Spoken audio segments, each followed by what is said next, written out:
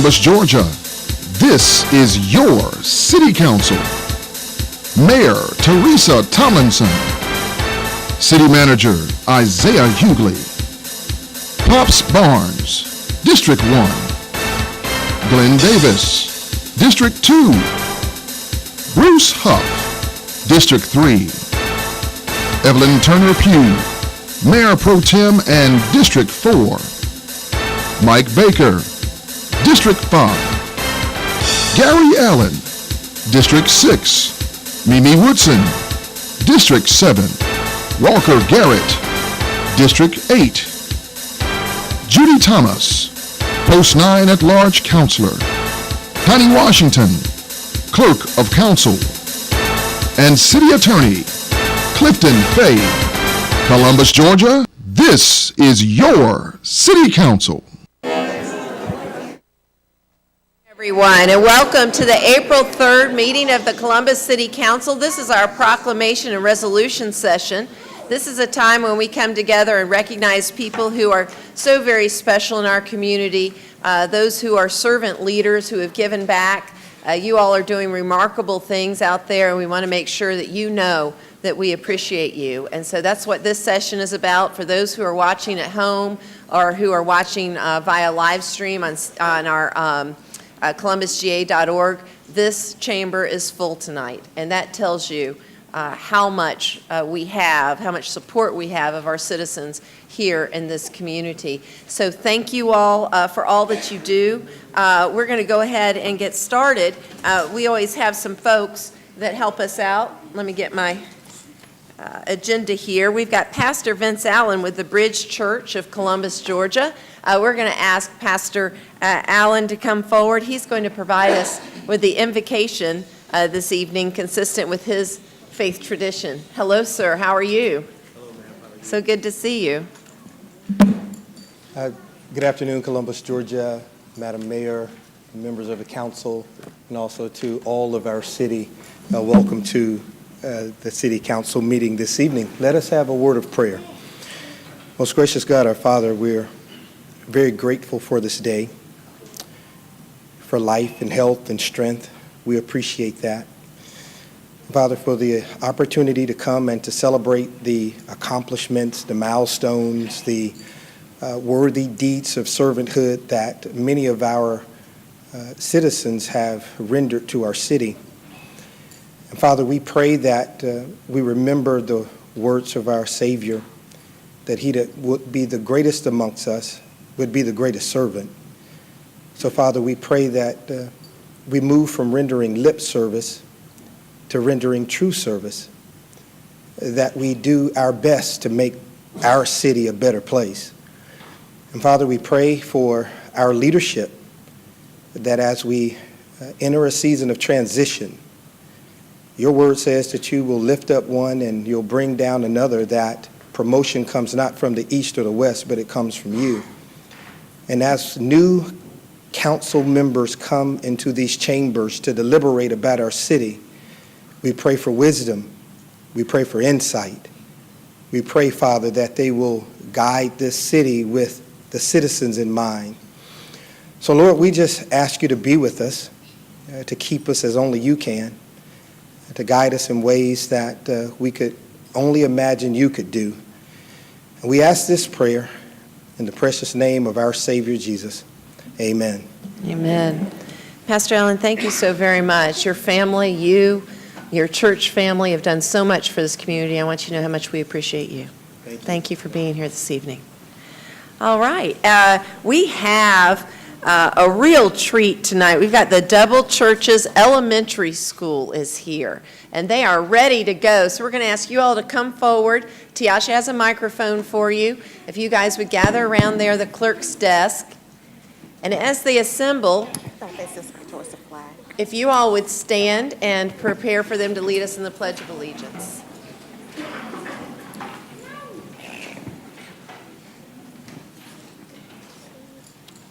I pledge allegiance to the flag of the United States of America and to the republics of which stand one nation, under God, indivisible, with liberty and justice for all.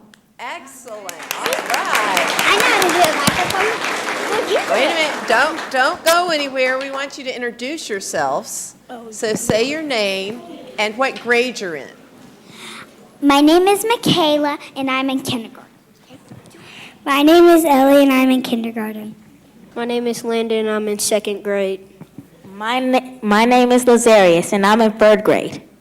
My name is McKinley, and I'm in 5th grade. My name is Kendrick, and I am in 5th grade. My name is Clara, and I'm in pre-K. My name is Caroline, and I'm in 4th grade. My name is Layla, and I'm in 4th grade. My name is Kennedy, and I'm in 2nd grade. My name is Chloe, and I'm in 2nd grade. My name is Lily, and I'm in 5th grade. Excellent. You've got your assistant principal here. Come on up and introduce yourself. Now, is that a mascot of yours over there, or is that some? No, we're That's Wildcats. unrelated. Oh, okay. That's unrelated. Okay. My name is Lori Valentini, and I'm the assistant principal at Double Churches Elementary. Well, thank you. Wow. Well, I know you're proud. They did an excellent job. I hope you guys will come back and help us out again real soon. All right, let's give them another round of applause. Thank you all.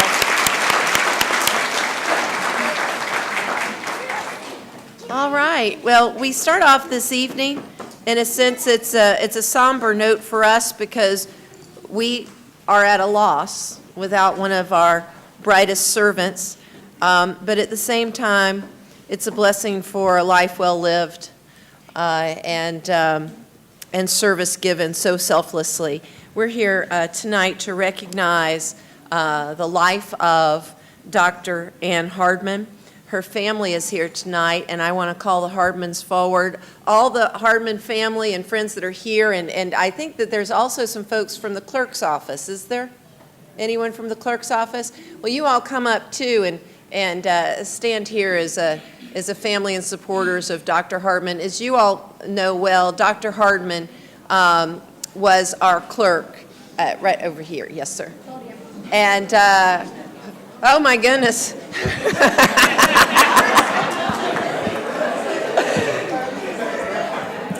Be careful what you ask for. And we have the fire marshal in the house. So I'm going to ask him to close his eyes at this point. But doesn't this tell you something right here, who Dr. Ann Hardman was? She was not only a selfless servant in her call to spread the word of the Lord, but she also, of course, was a constitutional officer of this county. She was our clerk of Superior Court. She had never run for office before, and she ran, and it was a tremendous sight to see. People responded to her leadership, and what she has done for our clerk's office in a relatively short period of time, less than 2 years, has transformed it. And so Norman Hardman, of course, her whole family here. I'm going to ask you all to introduce yourselves. Maybe not everybody. But we've got Shasta Glover here, who is representing, of course, all of her helpers in the Superior Court Clerk's Office. Thank you all for what you do. But I want to start out by asking our Mayor Pro Tem, who's asked if she could read a special resolution tonight in honor of Dr. Ann Hardman.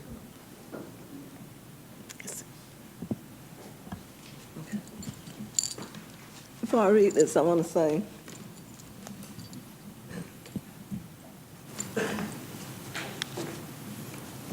Ann was very special to me. I knew Ann before she married Norman. And we used to sit in the choir next to each other at 4th Street. She could sing, I just tried. But from the first day I met Ann, she never changed, regardless of what title she had, regardless of what the circumstances were, where we were. She was always the same Ann that I met the first time. And I want to say I have been truly blessed to have had her in my life. Whereas Dr. Ann L. Hartman, Superior Court Clerk of Muskogee County, passed away on Monday, March 19, 2018. Whereas Ann was the first African American to be elected to serve as Superior Court Clerk of Muskogee County. As Ann was a great leader and brought an increase in functionality, efficiency, and morale during her time in the clerk's office. Whereas Ann received a doctorate in philosophy and Christian counseling from Kingdom Truth University in Jacksonville, Florida, and received honorary doctorates in theology from Beacon University in Columbus, Georgia, and St. Thomas Christian College in Jacksonville, Florida. Whereas Ann will be remembered as a woman of integrity and unyielding faith who was committed to her family, church families, local government, and community. Whereas Dr. Ann L. Hartman is survived by her husband of 33 years, Norman E. Hartman Sr., 4 children, Christy Grant, Faithon, and Tony, Michael Grant Jr., Dana, Chastity Hartman Smith, DeMarcus, and Norman Hartman Jr., Anna. 8 grandchildren, 2 siblings, and 3 stepchildren. Now, the Council of Columbus, Georgia, hereby resolves, we hereby express our sincere condolences and deepest sympathy to the family of Dr. Ann L. Hartman. Her service to the Columbus community will long be remembered and missed, and a copy of this resolution will be given to the family. I move for its adoption. All those in favor, please state aye.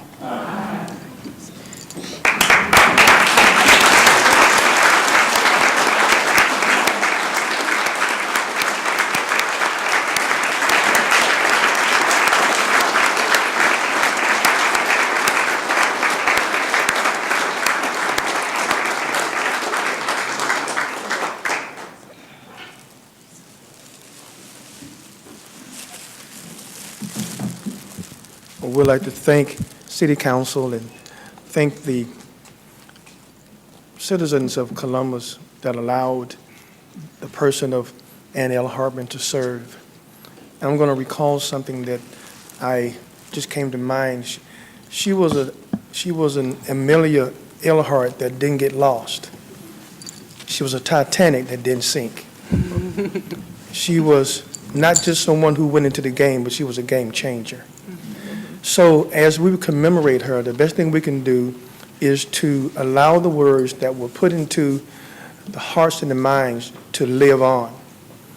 This is a good start for commemoration and a good start for memories, but memories live when action takes place. So Columbus could be a more integrated place, a place of change and a place of character. So thank you for these moments. But most of all, thank you for allowing her to be the servant that God has called her to be. So God bless you all. Continue the legacy. Let it go and let it grow.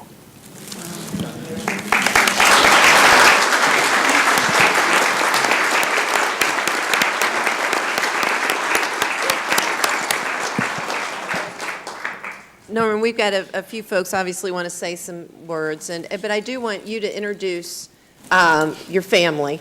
Real quick, if you just point out, because there was a whole bunch of folks, but we rattled off the kids' names and the in-laws and the grandkids. Maybe you can just point to them and let them wave their hands so we can put a name and a face. Well, since you've already done the immediate family, I'll just do some of the family and friends, okay? Okay, I guess I can use this. Okay, what do I see? Saberic Johnson, that's my son. And we also have Relay Harris, that's my daughter. Ryan Hartman, that's my son. We have Christina Faison, that is my daughter, my grandchild. Kristen Faison, grandchild. And let me see who else we have. We have Aaron Grant. We have Eric Grant, and yeah, I didn't hear you. Yeah, Logan Hartman as well.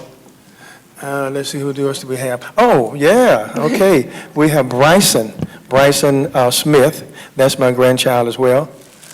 I think that's all that's up here.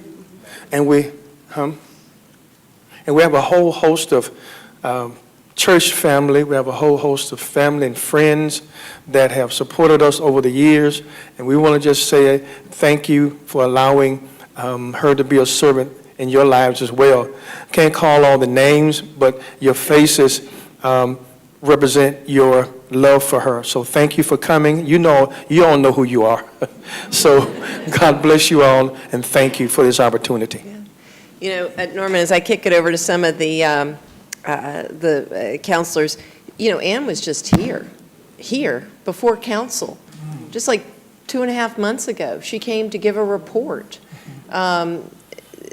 you know, and so she was serving to the very end. Yes. About something that was, you know, important and controversial in the community, and she came to calm people's anxieties, to let them know things were running fine, that she had this, answered council's questions.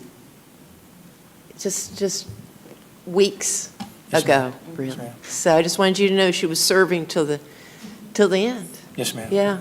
Let's see here. We've got Councilor Bruce Huff. To the family, I offer my condolences again.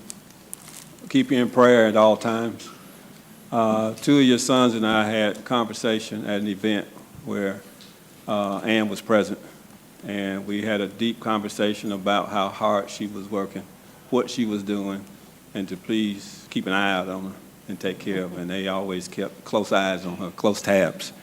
But what I wanted to say to everyone, it was one of the most beautiful celebrations I have ever seen. You all spent a lot of time figuring out a lot of the details, and it came across well. I sat between Deputy Clerk of the office, Shasta Glover, and School Board Member Kia Chambers.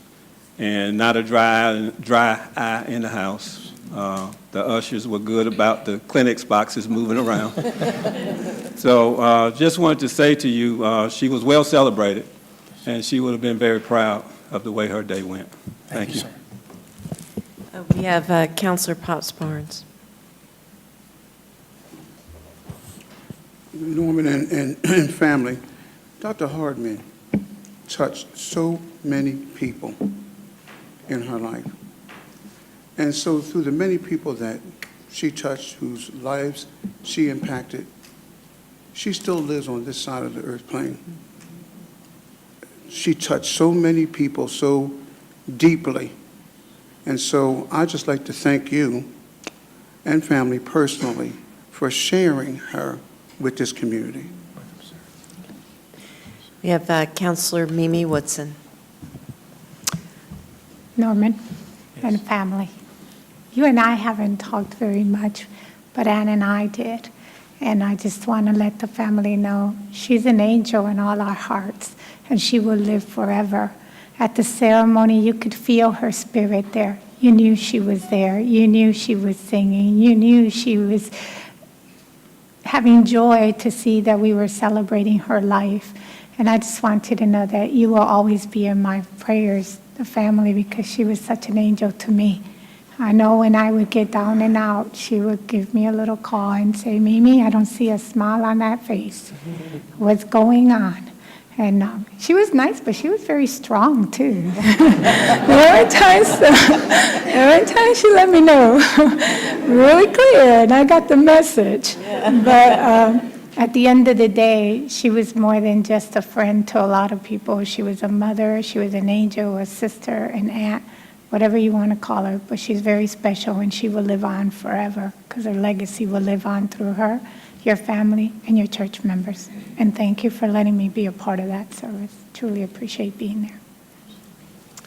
Councilor Thomas. You know, often when we lose someone, people say, wasn't she wonderful? And she did all these great things.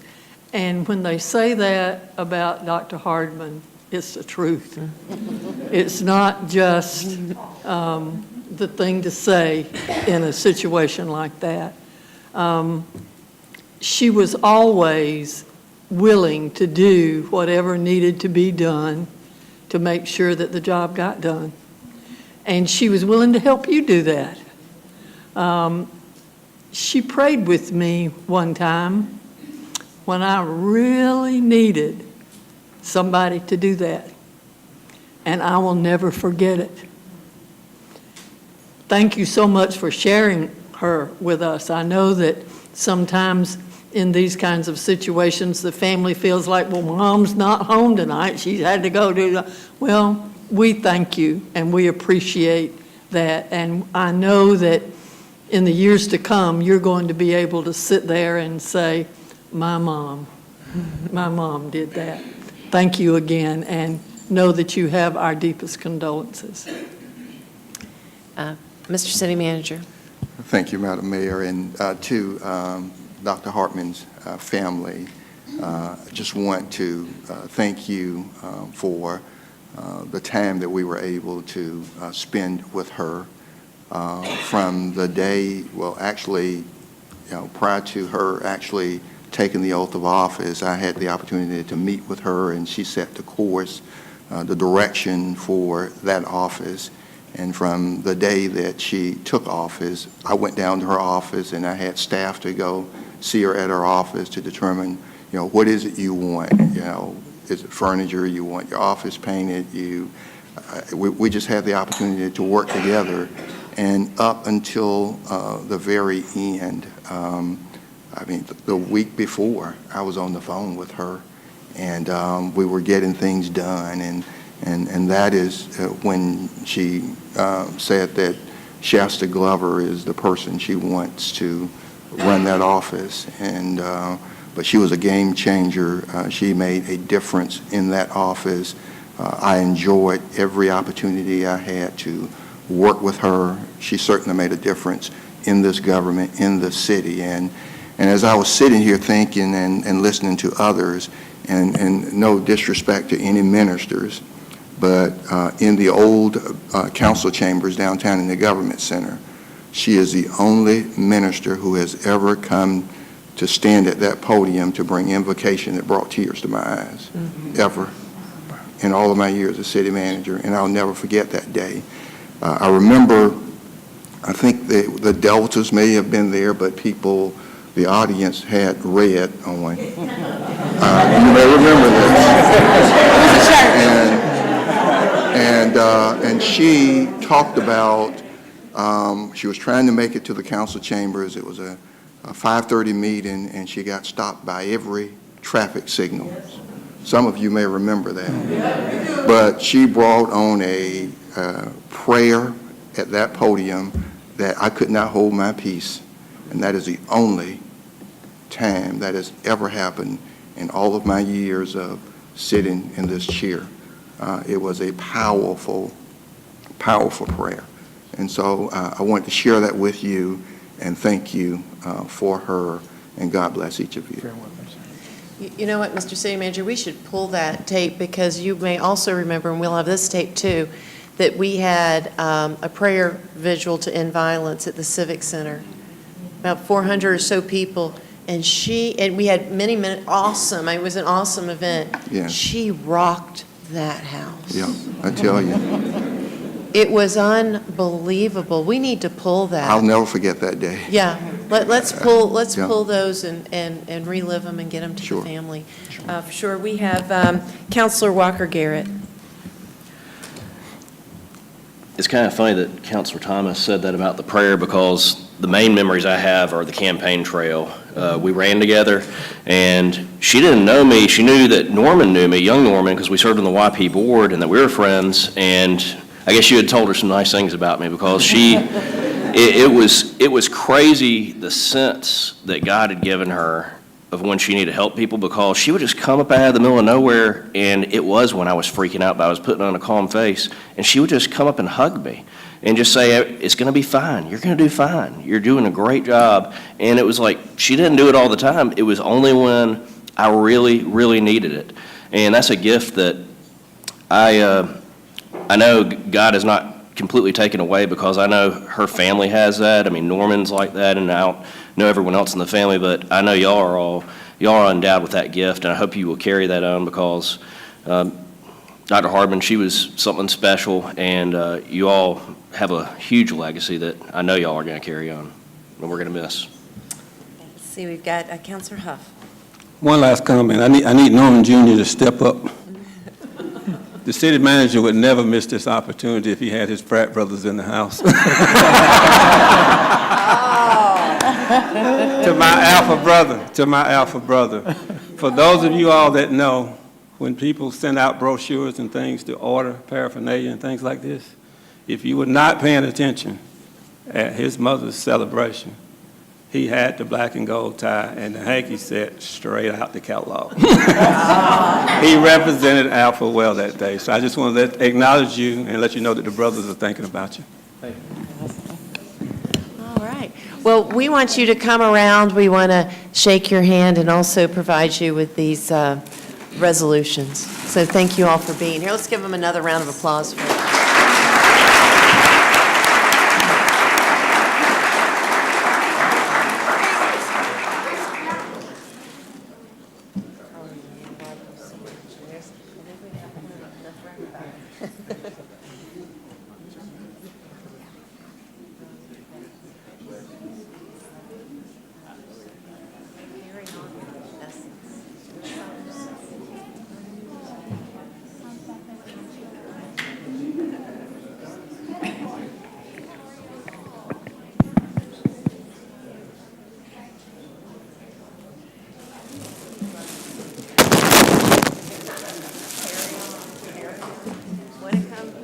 Want to come worship with him, so let me know. Okay?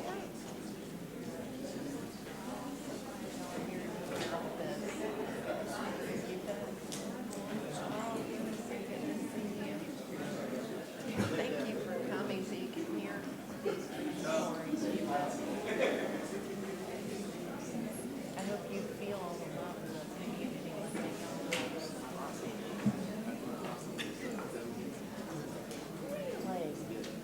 Well, I think, didn't we talk about that? Yes, we did. Okay, yeah. Connecting those dots, yeah. Right.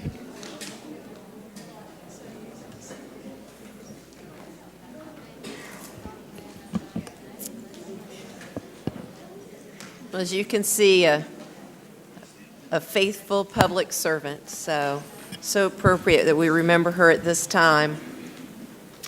And we want to move on in our schedule. We've got so many folks here that do so much for our community. We have a proclamation here for, we're going to ask Andrea Daniel, Teresa Wiley to come forward for Sexual Assault Support Center Day. And we're going to have the Mayor Pro Tem read this special proclamation.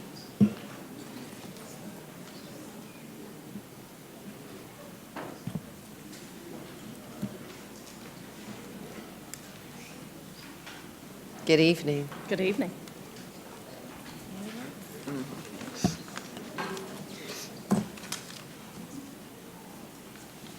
Good evening.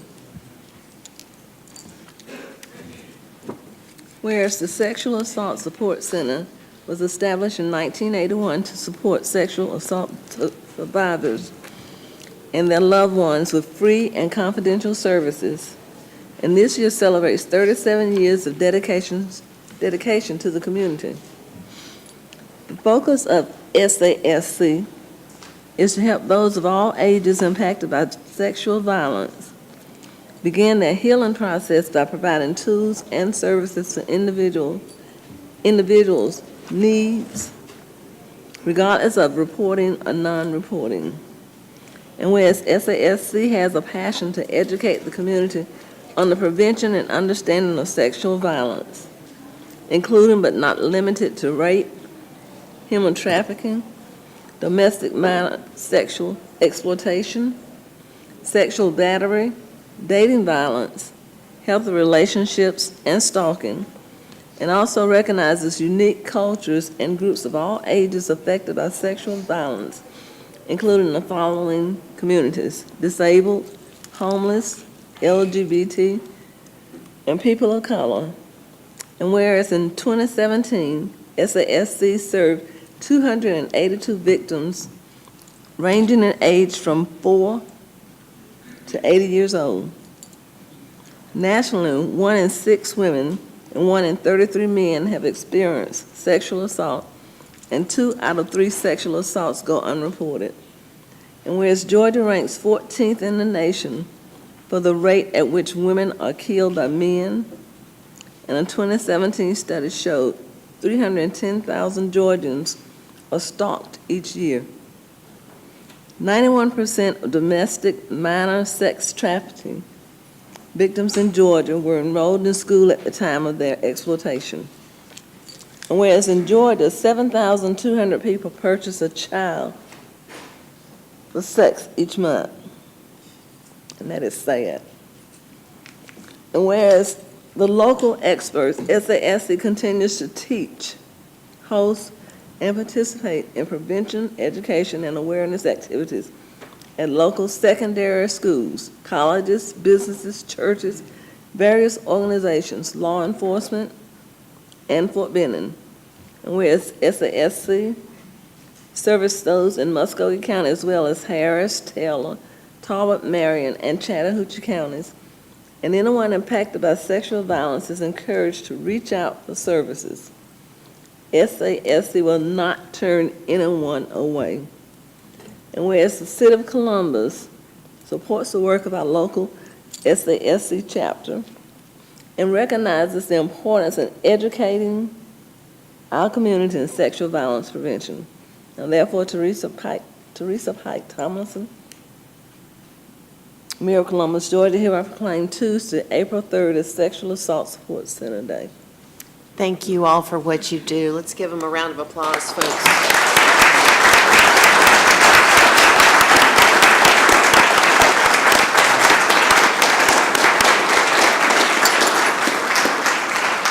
Please say a few words about your mission and how we can help as a community. Well, the biggest thing that we have for our community is the fact that we do not turn anyone away that has been victimized. We make sure that we offer any of our services to anyone that expresses their need. Whether they report or not to our law enforcement, we still provide the services in hopes to take them from victim status to a survivor status. So we just ask the community to continue to encourage the citizens to utilize this service when they are victimized. We ask that the community stand behind this service to support them in any donation efforts or any project efforts that may arise so that we can continue to be a vital part of this community.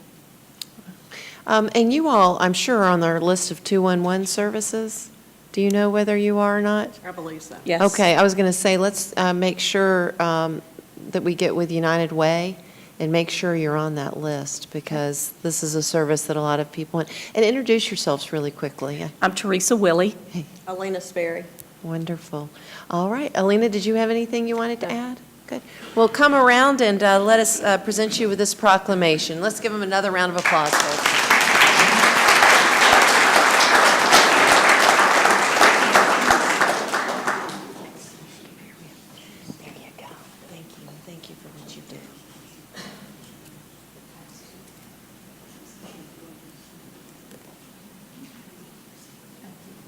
Thank you for what you do. So important.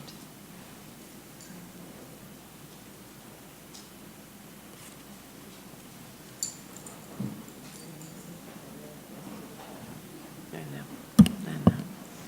All right, next we're going to call forward Erica Luce Hudson. Who is it? Lowe's Hudson. And we have Councilor Bruce Huff, who's going to read a special proclamation for National Library Week. Yes. Can you turn on Councilor Huff's microphone, please? There we go. Good evening to you. Thank you for being here. My mother was a retired school teacher, so the library means a lot to me. We didn't have the internet back then, so I spent a lot of time in different libraries around the city. So I appreciate all that you do. Whereas libraries are not just about what they have for people, but what they do for and with people. And whereas libraries have long served as trusted and treasured institutions, and library workers and librarians fuel efforts to better their communities, campuses, and schools. And whereas librarians are leaders in their institutions and organizations, in their communities, in the nation, and in the world. And whereas librarians continue to lead the way in leveling the playing field for all who seek information and access to technologies. And whereas libraries and librarians look beyond their traditional roles and provide transformative opportunities for education, employment, entrepreneurship, empowerment, and engagement, as well as new services that connect closely with patrons' needs. And whereas libraries and librarians lead their communities in innovation, providing STEAM programming, maker spaces, and access and training for new technologies. And whereas libraries are pioneers supporting democracy and affecting social change with the commitment to provide equitable access to information for all library users regardless of ability or diversity. Whereas libraries lead in working with communities of color, immigrants, and people with disabilities, offering services and educational resources that transform, open minds, and promote inclusion and diversity. And whereas libraries and librarians, library workers, and supporters across America are celebrating National Library Week. And whereas the citizens of Columbus are encouraged to visit a library this week and explore what's new at your library and engage with your librarian. Now, therefore, TERESA Pike Tomlinson, Mayor of Columbus, Georgia, do hereby proclaim April 8th through the 14th, 2018 as National Library Week. Thank you.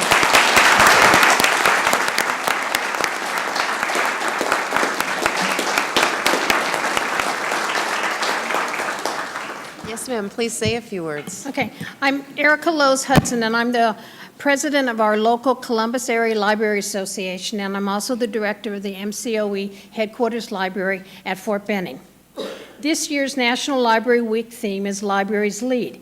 Columbus area librarians and librarians have been leading leaders in the Valley for over 100 years. Columbus was the recipient of a Carnegie Library in 1902. Camp Benning, established just up the road on Macon in 1917, included a library that had been started with 20 books donated by General Arthur MacArthur to the School of Musketry in 1913. The Fourth Avenue Library, now Mildred Terry Branch Library, opened in January 1953. Columbus College, proposed in 1949, opened its doors in 1958 in the renovated Shannon Hosiery Mill on Talbotton. It now has 2 libraries, one on main campus and the music library downtown. Columbus Technical College opened its doors in December of 1961. Besides these libraries in these institutions, Muskogee and Fort Benning schools have libraries that enrich children's education from pre-K through high school. And I hope you guys all have library cards too. Thank you very much. Wonderful. Well, thank you for what you do. If you ever walk into any of our libraries, it's just amazing that how it's being used. And in fact, I had a gentleman who sent me an email early on in my term saying something to the effect of, well, I just think we spend too much money on libraries and nobody's ever there. And I'm like, sir, that only tells me you have never been to one of our libraries. True. So, but thank you so much. you. Come around and let us shake your hand. Oh, I'm sorry. Yes, Councilor Huff. You mentioned the Fourth Avenue Library, Mildred Terry Library. That was the place I used to go as a kid from probably age 5 or 6 to about age 11. And she was a personal friend of the family. She was one of the ones that kept me in line. Good for her. Make sure I did what I had to do. Yeah. So. And see where you are today. Right. Thank you. Thank you. All right. Please come around. Let's give her another round of applause, folks.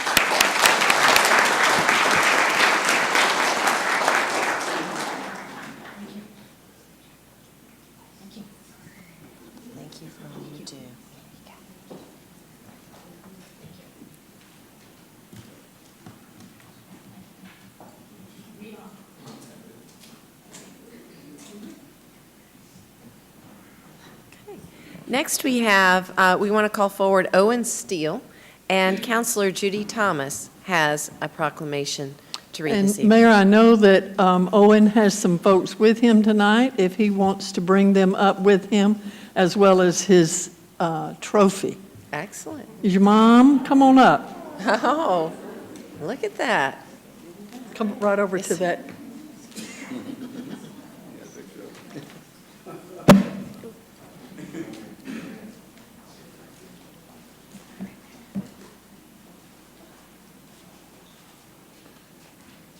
Now that is a trophy. Yes, it is. If you guys want to come up here and take your pictures, come on up. Hi, Owen. It's an honor to read this proclamation about you tonight, Owen. I read a little bit about you in the paper, and when I did, I thought we got to have this guy come to council so we can say congratulations to him. Whereas on Friday, March the 16th, 2018, Owen Steele brought great honor to the Hannon Magnet Academy, Muskogee County School District, and Muskogee County by earning second place in the 2018 Georgia Association of Educators State Spelling Bee at the Jimmy Carter National Historic Site in Plains, Georgia. And whereas during the state spelling bee, now y'all listen to these statistics, during the state spelling bee, Owen Steele displayed calm concentration through 16 rounds, approximately 156 words against 19 Georgia students ranging from 4th through 8th grades. And whereas Owen Steele's journey began with a win at Muskogee County School District Spelling Bee competition on January 31st, 2018 in the Columbus Museum, prevailing after 13 rounds, eliminating 44 other contestants. And whereas on February 24th, 2018, this fifth grade scholar went on to win another 13 rounds, winning the regional spelling bee at Fort Valley State University. And whereas students and teachers of Hannon Magnet Academy and the Muskogee County School District applaud Owen Steele's continued dedication to excellence and are very pleased to honor him as an outstanding example of exemplary work ethic. And whereas the citizens of Columbus commend Owen Steele for earning second place in the 2018 Georgia Association of Educators State Spelling Bee. Now, therefore, Owen, TERESA Pike Tomlinson, the mayor of Columbus, Georgia, does hereby proclaim today, Tuesday, April the 3rd, 2018, as Owen Steele Day. Congratulations.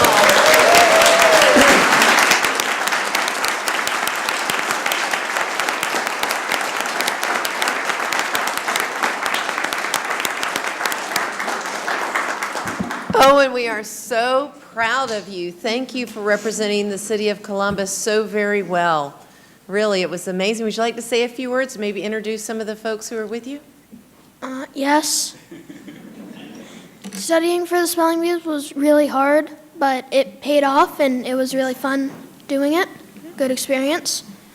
And you want to introduce I'd like to thank my parents for studying a lot. And my teachers, Miss Rice and Dr. Lester in the back in school, and who supported me at every level and came all the way to Plains for the state spelling bee. I'd also like to thank the council for the great recognition. Thank you, Owen. Owen, you didn't introduce your other friend. Were there with you? Oh, that's my friend Leland. Owen, Dr. Lister told me that since kindergarten, you have read like 1 million words a year. Wow. 1 million words a year, at least. Yeah. Over 3 million this year. Wow. Where's the library lady? He's got a library card. Congratulations, Owen. And this is a tremendous trophy that you've got here. Yeah. It's cool. Yeah, it is cool. So, can you compete again next year? Yes, I can. Excellent, excellent. Well, I would ask you to spell supercalifragilisticexpialidocious, but I know you could, so there's no point in it. How about, yeah, right, I'll ask Pops to spell it. Yeah, Mr. City Manager. Madam Mayor, thank you. I'd just like to congratulate Owen and his family and his teacher and his principal. And just based on what I've heard about you just in the last few minutes, I'd like to, if your principal says it's okay and your parents say it's okay, I'd like to send our CCG TV people out to your school to interview you so that we can play it back on CCG TV. Yeah. So think about that and let us know, okay? All right. Well, good. Well, let's give Owen oh, he'll do it. Okay. All right. He'll do it. Well, Owen, we look forward to shaking your hand. Come forward. We're going to provide you with this proclamation, and let's give Owen another round of applause, folks.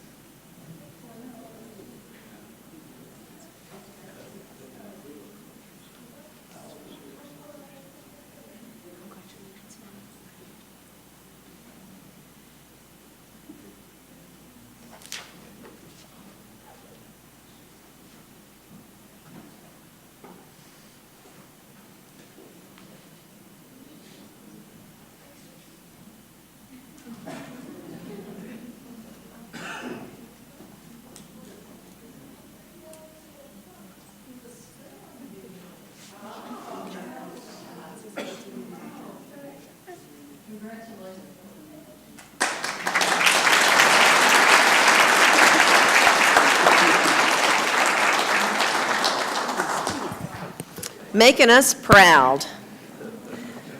All right. Well, next we're going to ask Marilyn Denson to come forward. She wants to talk with us about National Community Development Week, and we have Councilor Walker Garrett who's going to read a special proclamation. Thank you, Madam Mayor. It's my pleasure to read the proclamation into the record. Whereas the week of April 2nd through April 6, 2018 has been designated as National Community Development Week by the National Community Development Association to celebrate the Community Development Block Grant, CDBG, and the Home Investment Partnership Program. And whereas the CDBG program provides annual funding and flexibility to local communities to provide decent, safe, and affordable housing, a suitable living environment, and economic opportunities to low and moderate income people. And whereas the HOME program provides funding to local communities to create safe and affordable housing opportunities for low-income persons. Nationally, over 1 million units of affordable housing have been completed using HOME funds. And whereas over the past 5 years, our community has received a total of $6,802. I think that may be 6 million. Might be a typo.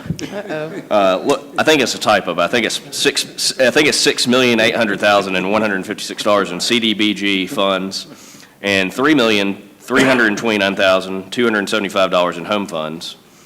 And whereas the following activities have been funded: homeless, literacy, recreation programs, economic development, affordable housing development, parking improvements, rental and home buyer assistance, and the elimination of slum and blight. And whereas the Columbus Consolidated Government designates the week of April 2nd through April 6th, 2018 as National Community Development Week in support of these two valuable programs that have made tremendous contributions to the viability of the housing stock, infrastructure, public services, and economic vitality of our community. Now therefore, Teresa Pike Tomlinson, Mayor of Columbus, Georgia, does hereby proclaim April 2nd through April 6th, 2018 as National Community Development Week. All right. Give them a round of applause.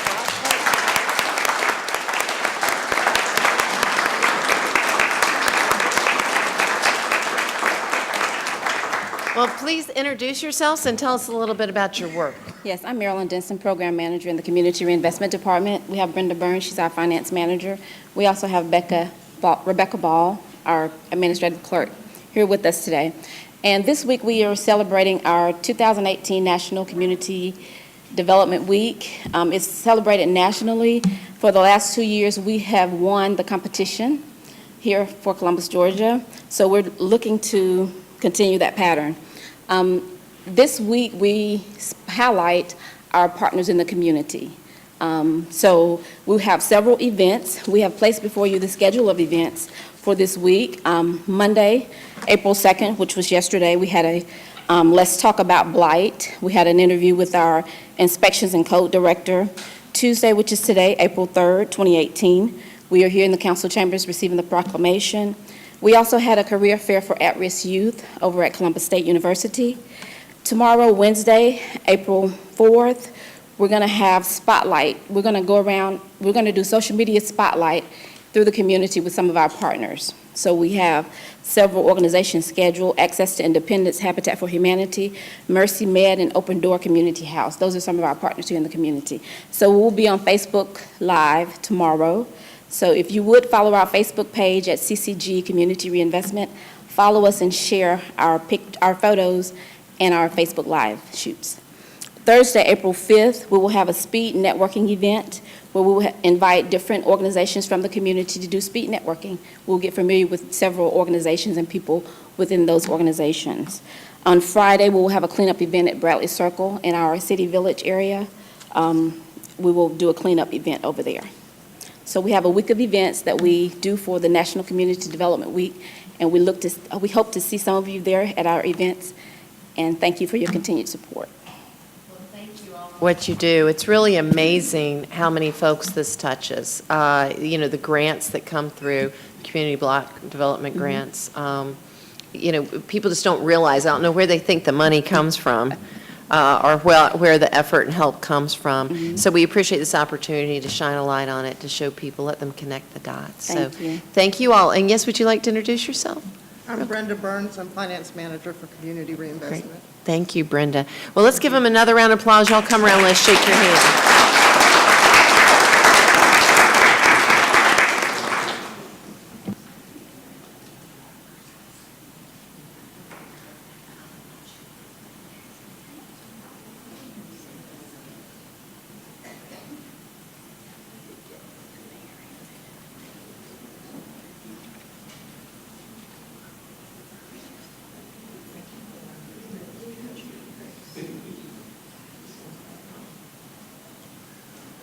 I call forward Reverend Emily Bell. Councilor Woodson has a special proclamation to read, which is commemorating the Forgiving Heart Christian Community Church. Good evening. Good evening. Good evening, Reverend. It's good to see you again. This is a wonderful celebration because Forgiving Heart Christian Community Church is celebrating 30 years of ministry in Columbus, Georgia. Yes, ma'am. So it's their 30th anniversary.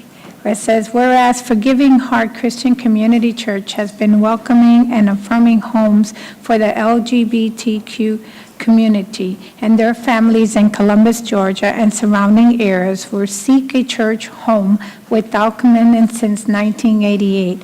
And whereas through the years, Forgiving Heart Church has provided workshops cinema open to anyone in the Tri-City area concerning issues of homosexual and the Bible, marriage equality, health issues, and etc., to help educate the community on issues concerning LGBTQ people.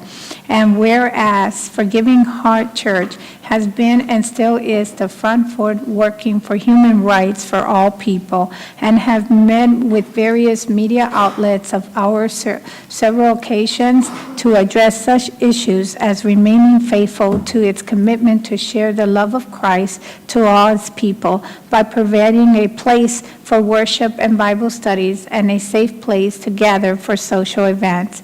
And whereas Forgiving Heart Church has supported and worked with local organizations such as Not Limited to Network AIDS, Chattahoochee Valley Better Way Foundation, Plague Flag, Chattahoochee Valley Pride, Valley Rescue Mission, Colgate Pride, Feeding the Valley Food Bank, and as well as food banks of surrounding counties. And whereas after the mass shooting at the Pulse nightclub in Orlando, Florida, Forgiving Church, St. Thomas Episcopal Church, and other religion organizations partner with a memorial service.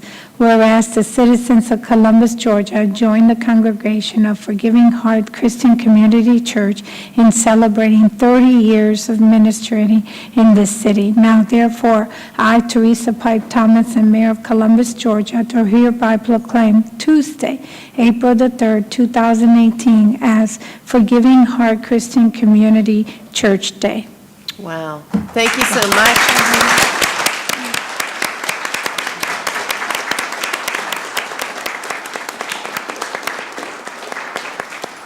Thank you for all you do. Would you like to say a few words? I'm privileged to pastor this church. It's a small church. I've been their pastor for, 20 years as of last month. And we're small, but we do a lot of things. We do things not only for the GLBT community, but for the community in general. As we have a ministry that goes to one of the local nursing homes and does a sing-along with the residents. They don't know who we are. We're just a group of people that come and help them have a good time singing and praising God. One thing I'd like to express, when we did the memorial service, there was not only Christian churches there was representatives from the Muslim community, from there was Buddhists there. I mean, all over across the whole spectrum. And as I was talking with someone and telling them about how I felt that we need to concentrate more on how we are alike rather than our differences. That's the only way we're going to get along. And I noticed this lady with the headdress on was watching, and when I finished talking, she came over and asked to hug me. And I thought, that has touched my heart more than anything in the world, to know that the two of us from so different backgrounds could communicate. Mm. And my prayer is that we can, as a city, come to that kind of place. Wow.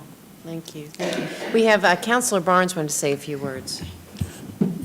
Reverend Bell, that's what Columbus is all about. That's what drew my wife and I from the Pacific Northwest back to Columbus, with the people. Mm-hmm. The people there were nice. The definitive thing is that I guess it's just being south. The people are just earthy. But I told my wife that you were going to have the church anniversary. We've enjoyed ourselves, the times that we've come to the church. And if anyone goes to the church, you better bring an appetite, because they throw down. And I have to check my calendar. If we're free, my wife and I will be there, and I will be bringing an appetite with me. We'll be having a dinner on the 29th, so bring your appetite. There we go. Wonderful. Well, Reverend Bell, please come around and let us shake your hand and present you with these proclamations.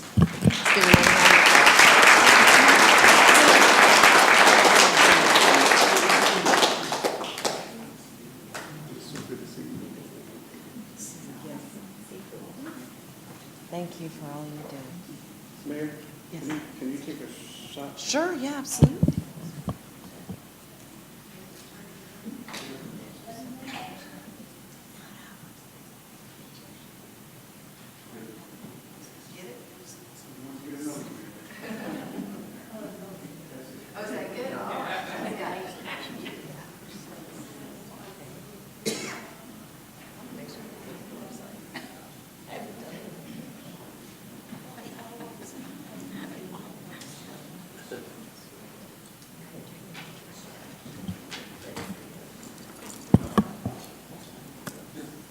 All right.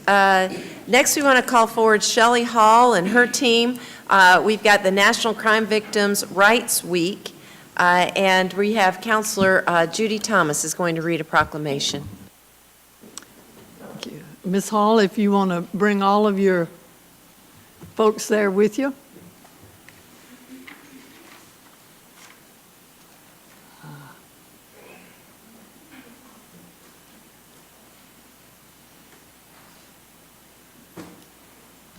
We are lucky to get to do this every year to recognize the National Crime Victims' Rights Week and to draw attention to what you folks are doing in our community and how much we appreciate it. Whereas Americans are the victims of 20 million crimes each year, affecting the lives of individuals and communities. And whereas years of investment in crime victims' rights and services have developed a system of victim response that can help victims recover from crimes, and whereas reaching and serving all victims of crime is essential to supporting thriving communities, because those who receive holistic services and support are more likely to remain invested in their communities. And whereas dedicated victim service providers are working every day to meet the needs of crime victims, yet there are still too many victims without meaningful access to rights and services. And whereas many victims face barriers such as isolation, distrust of authorities, language limitations, lack of transportation, or cultural barriers, any of these which can keep them from accessing the services and criminal justice system that can help them recover from crimes. And whereas we must make a dedicated effort to expand the circle of those prepared to respond to victims and link them to the resources that have been put in place to help crime victims. And whereas engaging a broader array of healthcare providers, community leaders, faith organizations, educators, and businesses can provide new links between victims and services that improve safety, healing, and access to justice. And whereas National Crime Victims' Rights Week is an opportunity to recommit to ensure that all victims of crime, especially those who are a challenge to reach or serve, are afforded their rights and receive a trauma-informed response. And whereas the Chattahoochee Judicial Circuit's DA Victim Witness Assistance Program is hereby dedicated to strengthening victims and survivors in the aftermath of crime, building resilience in our communities and our victim responders, and working for justice for all victims and survivors. Now, therefore, TERESA Pike Tomlinson, Mayor of Columbus, Georgia, does hereby proclaim April 8th through the 14th, 2018 as National Crime Victims' Rights Week.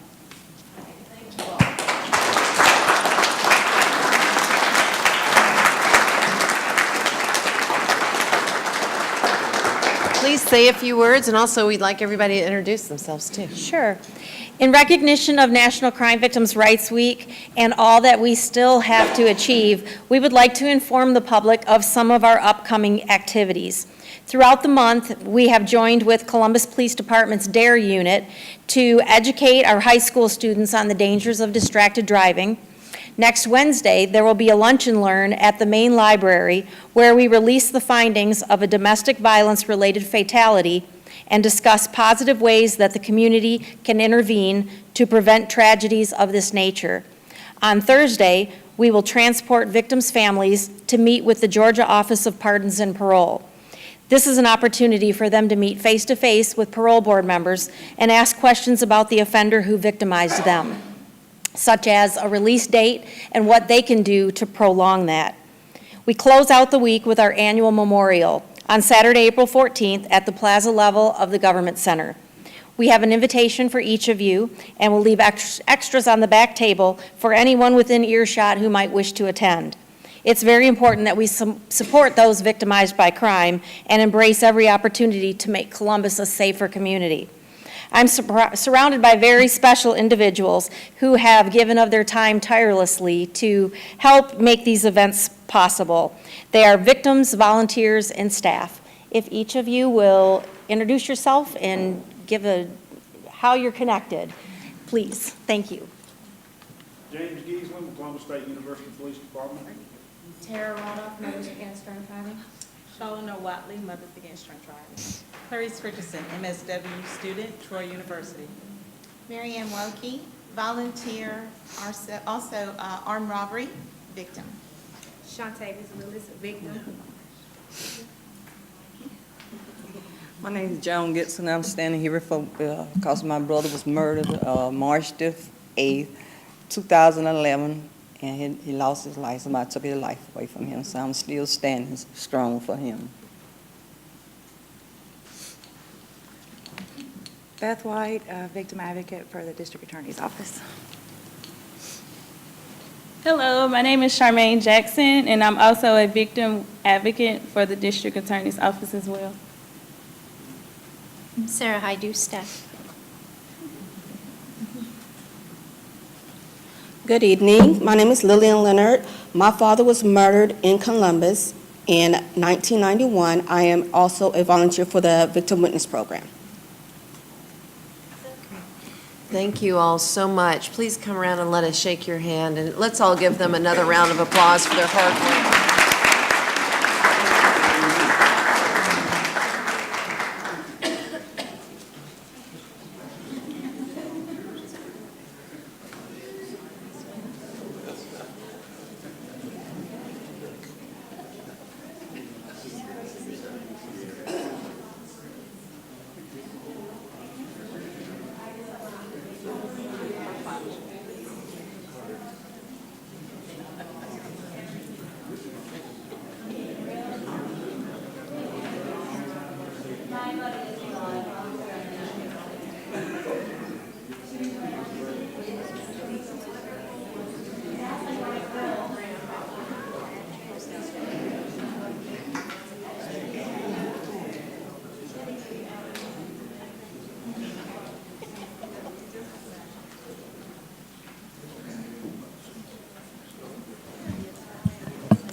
All right.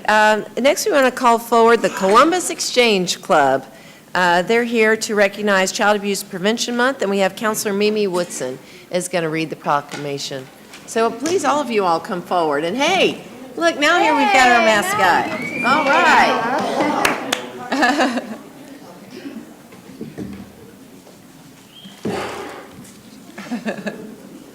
Oh, that is so cute. All right. Counselor Woodson. Okay, you ready? Okay. Whereas child abuse is a serious and growing problem affecting more than 3.2 million of our nation's children annually and thousands of children locally. And whereas this blight of our society that affects our children who are abused, neglected, terminated, must be evaluated. And whereas the society may call child abuse respects no race, religion, class, geographical boundaries, and in fact has been declared the national emergency. Whereas child abuse prevention became an exchange national project in 1979 at the 61st National Exchange Club Convention. And whereas the Exchange Club of Columbus provides a variety of public awareness materials designed to help and inform and increase awareness of child abuse and how it can be prevented. Whereas the Exchange Club of Columbus seeks your family help and those who support and encourage family as they seek to understand the problems, solving various challenges that come with raising children. Whereas the Exchange Club of Columbus, Georgia, through its support of parent aid programs, parenting classes, educational programs, and community service activities, is making successful progress in educating parents, caregivers about this economy against family and children. Now, therefore, I, TERESA Pike Thomason, Mayor of Columbus, Georgia, do hereby proclaim the month of April 2018 as Child Abuse Prevention Month. Let's recognize all they do, folks.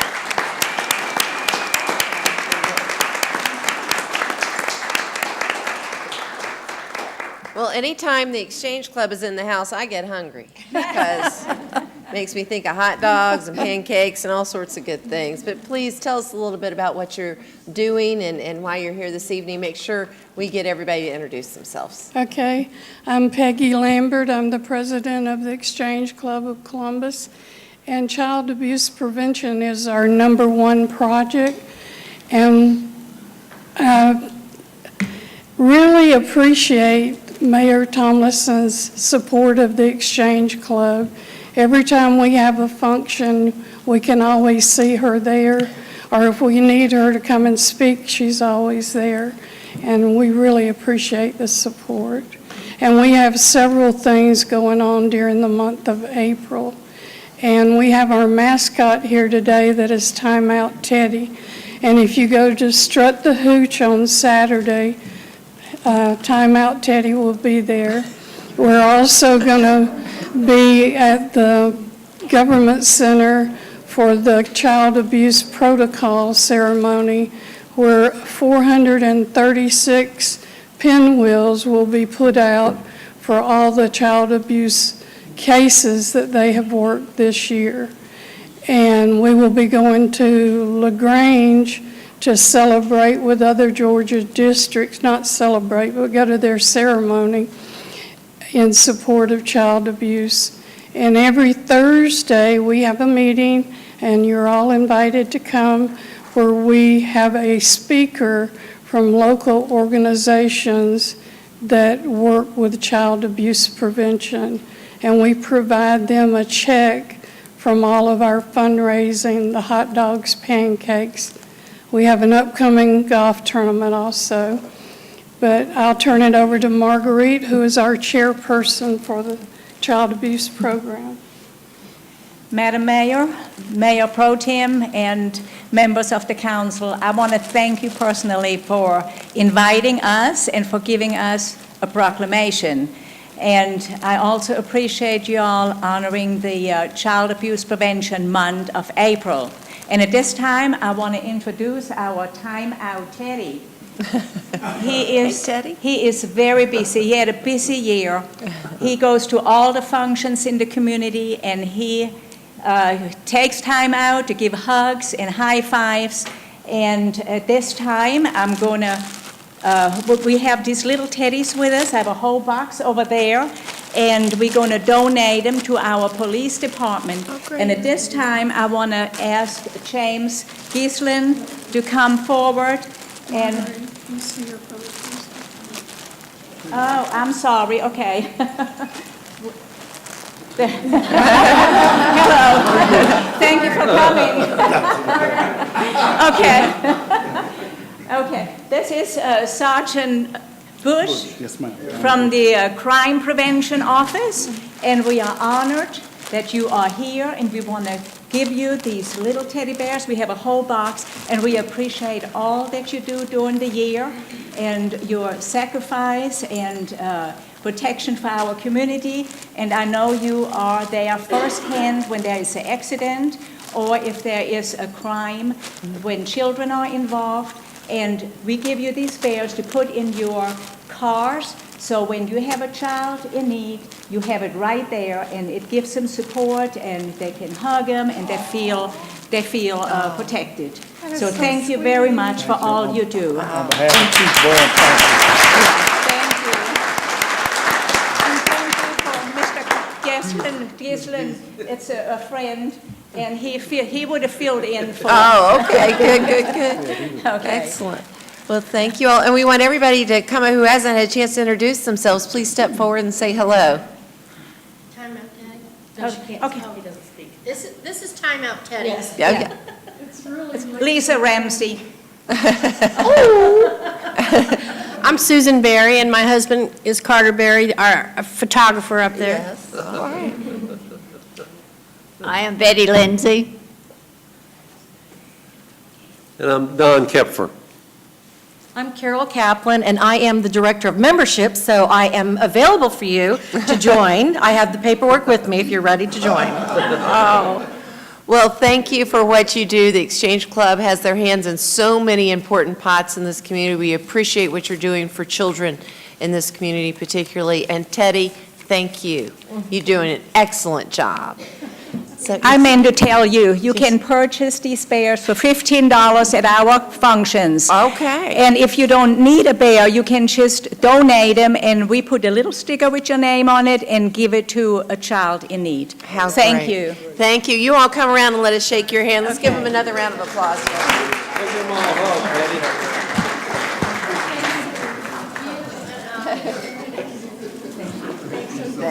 so much. Here you go.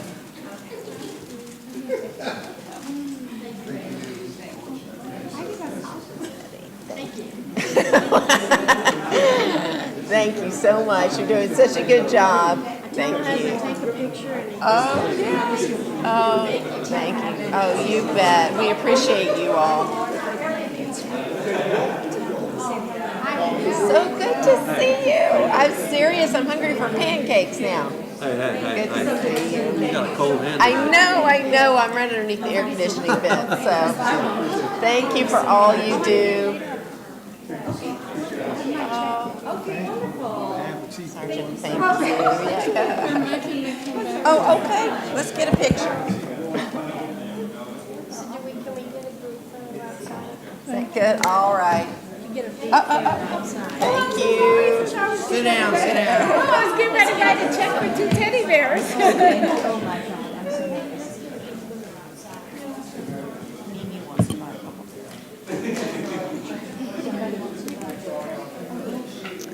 All right.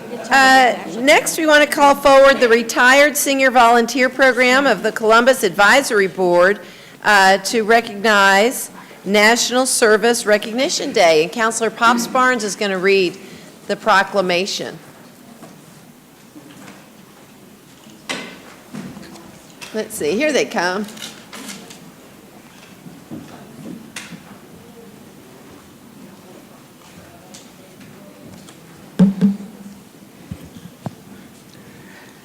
And Mayor, it is my indeed a pleasure for me to read this. And I see so many other volunteers I see in the community.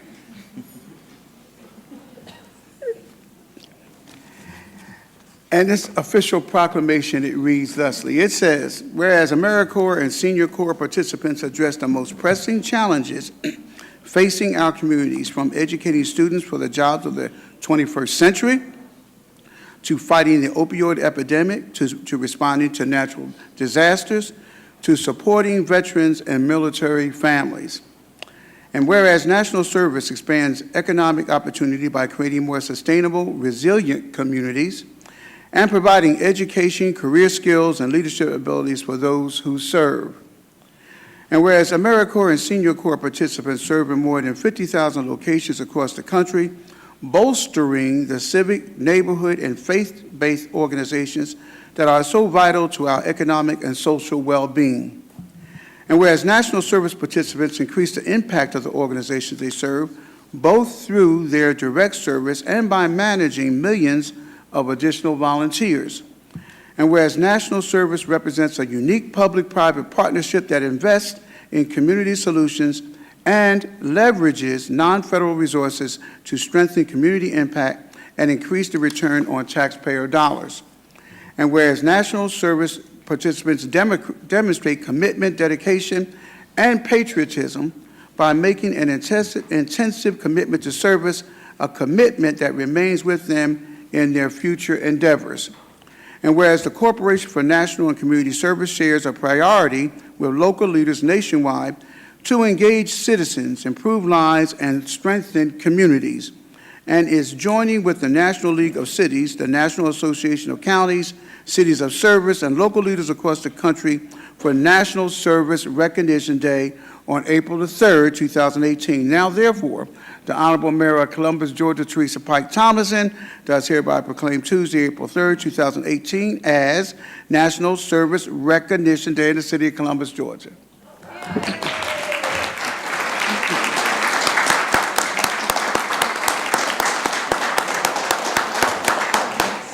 Please introduce yourself and say a few words. My name is Chris Bass. I'm in my other hat today outside of Parks and Recreation as the project director for the Retired Senior Volunteer Program.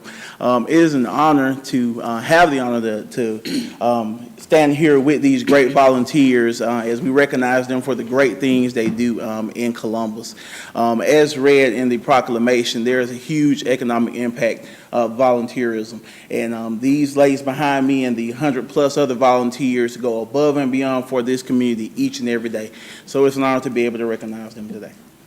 Thank you so much. Please, everybody come forward and just introduce yourself. Hello, my name is Natasha Phillips. And where do you volunteer anywhere in particular, or? I'm the volunteer coordinator for RSVP.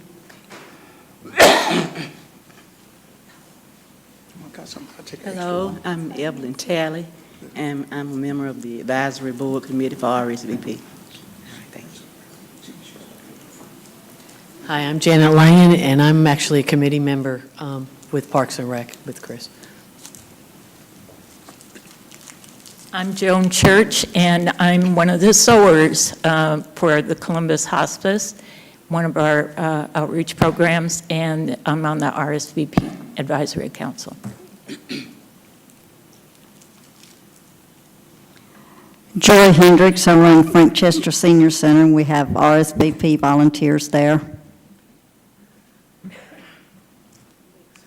Barbara Diggs, Piedmont, Columbus Regional Auxiliary, Valley Rescue Mission, and Ronald McDonald Family Room.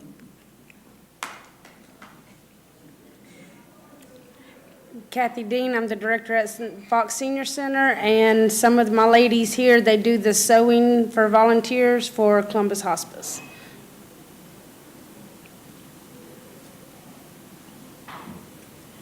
I'm Nancy Hall. I volunteer at the Fox Senior Center and at the Britt David Pottery Studio. Is that it? All right, great. Well, please come around and let us shake your hand, and let's congratulate him one more time.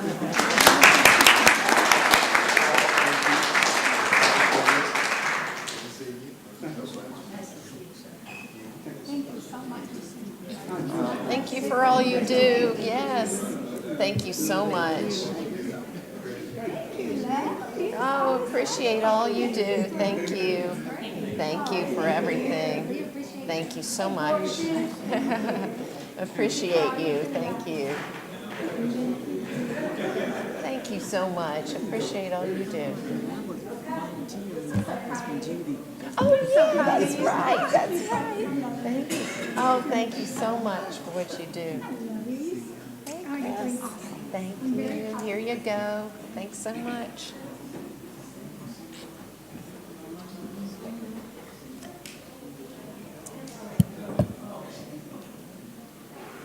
All right, we want to call forward the family and friends of Annie B. Slaughter. We've got Samuel Moore Jr., Bernadette Moore, Huberta Dukes, David Slaughter, and Vaughn Slaughter. Hey. Hi. All right. We've got Counselor Mimi Woodson is going to read a proclamation this evening.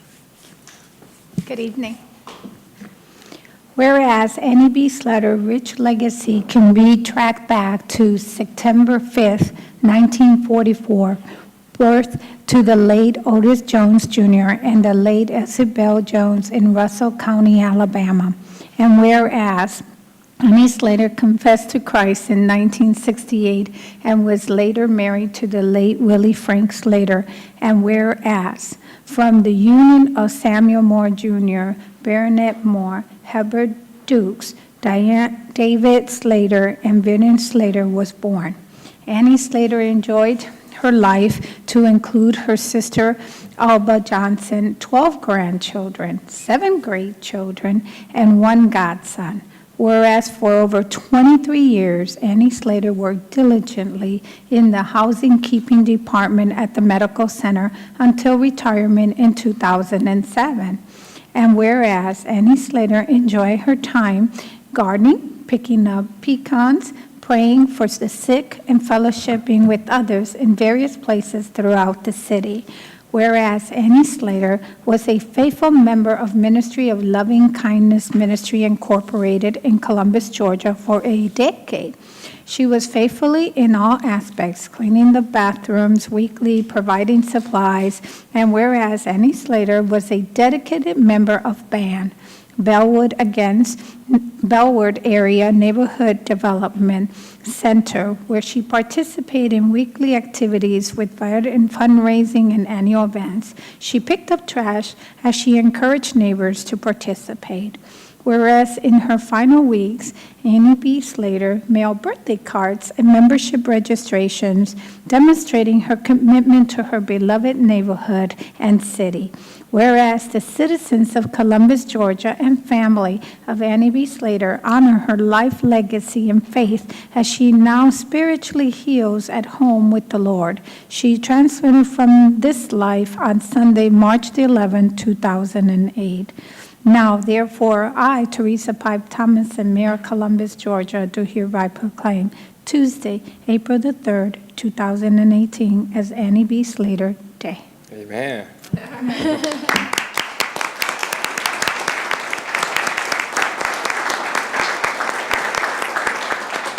Sir, please introduce yourself again and tell us a little bit about. Yes, I'm her youngest son. She was my queen. She is my queen. God blessed me where I was able to experience my mom intimately for her last days. My mom had surgery at the medical center. I said, Mother, you going home with me. And gave my mother royal treatment. I'm the youngest of all her kids. Yeah. And it was such a blessing. You know, it says in Ephesians 10:2, your good deeds have been prepared for you to walk into them. And I fully took advantage of that because God was preparing me for what to come. You know, God is the Alpha and the Omega, the beginning and the end. He knows our heart. He knows how I felt about my mom. It was like, Mother, you know, she always been my superwoman. So it was such a privilege and it's an honor to be here. I'm going to press forward. I've always been that son that, you know, I'm going to be there. I'm going to make it happen. My mom, and she inspired my life. You know? Wow. So it's such a privilege to be here and to accept this on my mother's behalf. Well, she left a tremendous legacy Oh and my a gosh. lot of people who she Yes. touched. So Yes. And you I know- know you're very proud of that. You know, in my beginnings, when I first got elected, we worked in the Bellwood area very strongly, and people like your mom and some other great ladies like Miss Bank, Miss Hennessy, there was a legacy of these older women that didn't take no junk from nobody. They would let you know, and it rain, shine, or sleet. They were like the post office right there, trying to clean up, fight, take back their communities, and it's something that I would always cherish all my life. But I hope that her family and children like yourself one day join that battle and join us to bring our community back together. Our community needs that, to come as one family, no divisions, no anything, to clean up, not to be afraid. And we need people like her and her legacy to continue. And I hope that what you stand for today in God's name and in her name, that you would also join us in continuing her legacy throughout our city. Amen. Amen. All right. Thank you. Come around and let us shake your hand. Let's give them another round of applause, folks.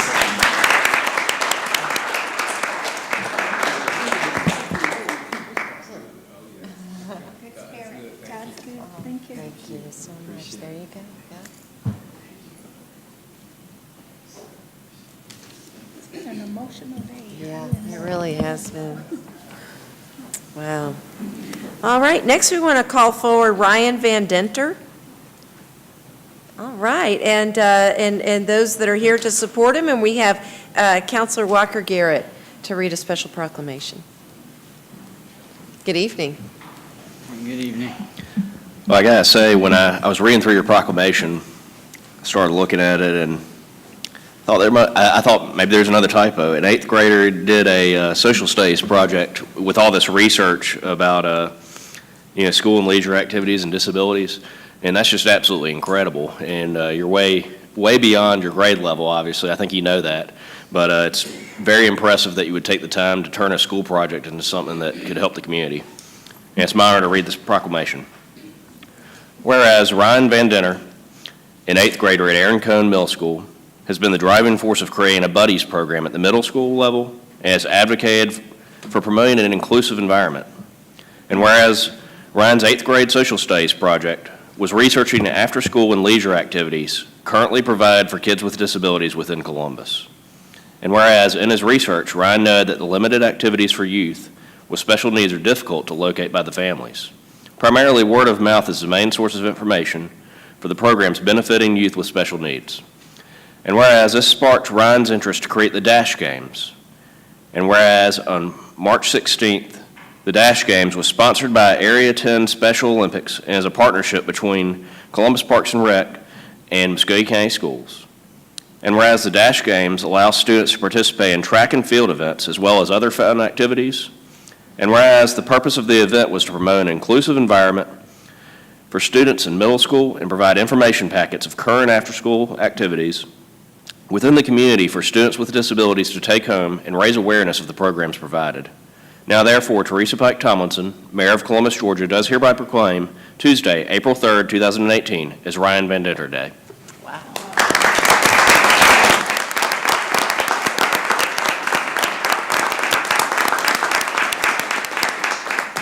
Ryan, thank you for choosing to benefit the community with your project. Please tell us a little bit about it, and of course, we'd like to get the folks behind you to introduce themselves too. Yes, ma'am. Well, as Mr. Garrett said, for my social studies fair project, I did want to research what all was in the community available for students with disabilities, especially around my grade level. And I noticed that it was really hard to find a lot of these because I'd go to so many places and talk to a lot of people throughout the city about it to get just research done to be able to do the project. And I noticed how it wasn't easy to find the information, so the main purpose of the Dash Games was to, of course, allow disabled students from middle schools around the county to just come together, have a good time, but at the end we could provide information as sort of a centralized source to all of the activities that they could be a part of, all the like Special Olympics, Parks and Rec, even add in at Corda, but we just wanted to put together a centralized location where we could find all of this information. So just to make it more aware to them. And I even went to the Mayor's Commission for Disabled Peoples, one of the meetings recently, and brought this up, and we're just trying to get one centralized location so we can put all the information together. Wonderful. Thank you so much for that. Thank you. Thank you. All right. Well, do you want to introduce or have the folks step forward and introduce themselves? They can. Yeah.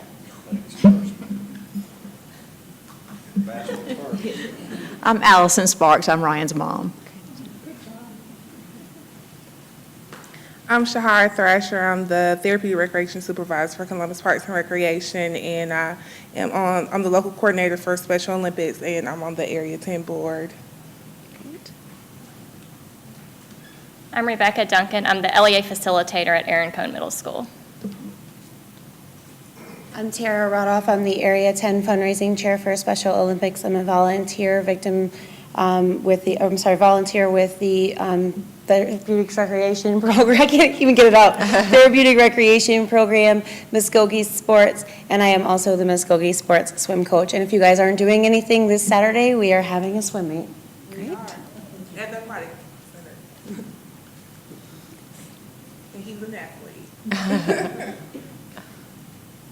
I'm Dalton Williams, and I'm an athlete with Parks and Rec and Muskogee Sports. Wonderful. And I'm Ryan's brother. I'm Janie Nellums, Ryan's grandmother. Wonderful. Yeah. Appreciate y'all having us here. I'm Bill Van Dinter, Ryan's father, and proud, blushing, crying, all that kind of stuff. But, real proud of him. Thank you again. Oh, what a great support team. Ryan, again, congratulations. Come around, let us shake your hand. Thank you.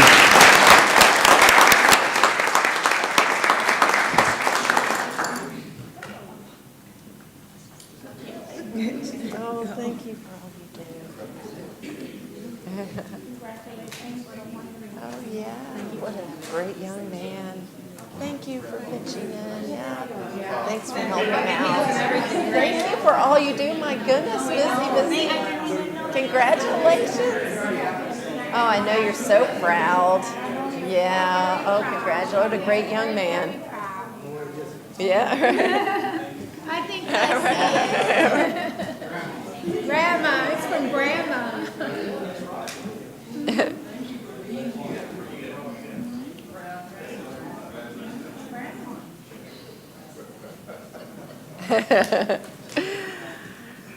All right, next we're going to ask Dr. Rocky Marsh to come forward. We have Counselor Pops Barnes is going to read a proclamation.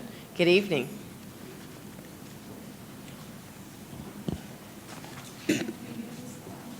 Good evening. Mayor and council, just looking over this proclamation, I'm really proud to read this proclamation here. And it reads thusly. It says, whereas Dr. Rocky R. Marsh is a decorated veteran who has served the United States Army of America and now serves the city of Columbus, Georgia through event coordination and community service. And whereas Dr. Rocky R. Marsh currently serves as a competent communicator, a coveted honor through Toastmasters International. He supports veterans' transition through his certification as a professional in human resources and is an active member of the Bridge Church. And whereas Dr. Rocky R. Marsh is a member of the Theta Beta Chapter Alpha Phi Alpha Fraternity, Inc., where he has been acknowledged for his distinguished service to the chapter and the community. And whereas Dr. Rocky R. Marsh, through his servant leadership abilities, founded the High School JCAMP initiative, JCAMP, designed to support high school students in becoming productive and contributing citizens of our society through sponsorship and support. And whereas Dr. Rocky R. Marsh founded the annual 5K Salute to Success Run, implemented to bring the Columbus community together with a common mission of productivity, sponsoring students as they transition to the armed forces, college, or the workforce. And whereas Dr. Rocky R. Marsh, while committed to serving veterans, his community, and church, successfully attained a life goal of earning a doctorate of education from Trident University International. He uses his education background and public speaking expertise to empower students at local schools on post-high school career plans. And whereas Dr. Rocky R. Marsh is the founder and president of the Fountain City Mardi Gras Association, a nonprofit organization which effortlessly brought Mardi Gras to the Tri-City area. The association is a combination of local business owners and entrepreneurs with the mission to provide educational scholarships while positively promoting the city of Columbus, local businesses, and entrepreneurs. And whereas Dr. Rocky R. Marsh, through his competence, servant leadership, and community-oriented approach, has raised thousands of dollars providing numerous scholarships to deserving Columbus students and empowered ambassadors in surrounding cities and states to do the same thing. And whereas it is fitting that the citizens of Columbus recognize Rocky R. Marsh, Doctor of Education, for his many accomplishments and many years of service in helping to make our city a great place to live, work, and play. And you have done that, Doctor. And now, therefore, the Honorable TERESA Pike Tomlinson, the Honorable Mayor of Columbus, Georgia, does hereby proclaim Tuesday, April the 3rd, 2013 as Dr. Rocky R. Marsh Day.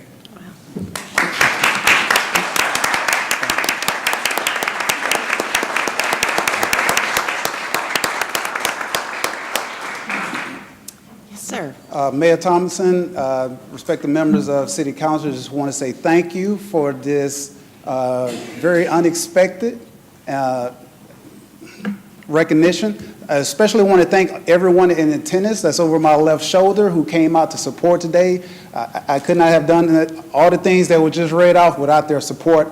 I am not a native of Columbus, Georgia. After I exited the military, I relocated here, been here for about 2 years. And what I'm most thankful for is that everyone in Columbus has really made Columbus feel home. So much so that I bought a house. I got a great job at Martin Army Community Hospital in Fort Benning, and I am enjoying it.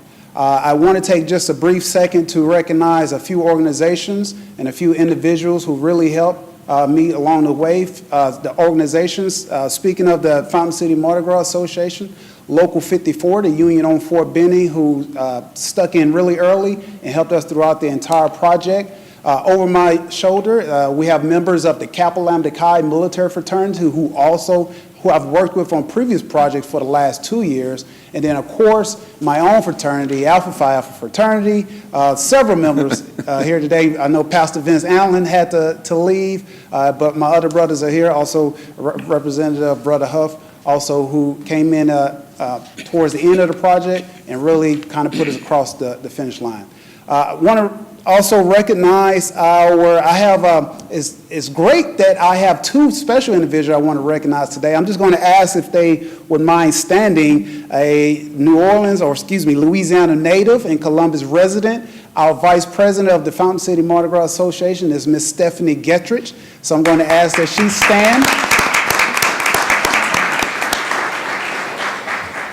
And for all the work that we've done, I have a special person in the audience who is one of the recipients of one of our scholarships. And I'm going to ask, she is our Fountain City Mardi Gras Association 2018 inaugural Carnival Queen, the Queen of Carnival and a Caribbean native herself. So I'm going to ask Columbus State University graduating senior, DeAndre Matthews, if she minds standing up. Who's our scholarship recipient. I'm overwhelmed by the generosity. I want to also thank Ms. Natalie, who also, I think, put together this packet that led to this, so I want to make sure I recognize her. But overwhelmingly, I'm just honored by the opportunity and by the recognition. I vow to continue to be an active and engaged citizen in Columbus, Georgia. And I'm enjoying working with Ms. Mimi, who was a participant in the parade, and she walked the entire way. Awesome. And we are deeply invested into the forward progress of Liberty District, and we enjoyed it. And I just want to say, got a shameless plug, our next Fountain City Mardi Gras Association is Saturday, March the 9th, 2019. Let the good times roll. And thank you all again. Oh, awesome. We've got Councilor Bruce Huff. Brother Marsh, good to see you here. Thank you. And for Madam Mayor and Mr. City Manager, I can't let it go. So I said, there goes an Alpha man. Good to see you. Good to see you. I appreciate all your hard work. He does a lot of work with Theta Beta and everything, and he's a member of the Delta Alpha Lambda chapter here now, working with us to make sure that the graduate chapters, we have undergrad and graduate chapters, and we work with the undergraduate chapter at Columbus State to make sure that they participate and learn about giving back to the community and giving up their time for public service. So I appreciate all that you do, and I wish I had your energy level.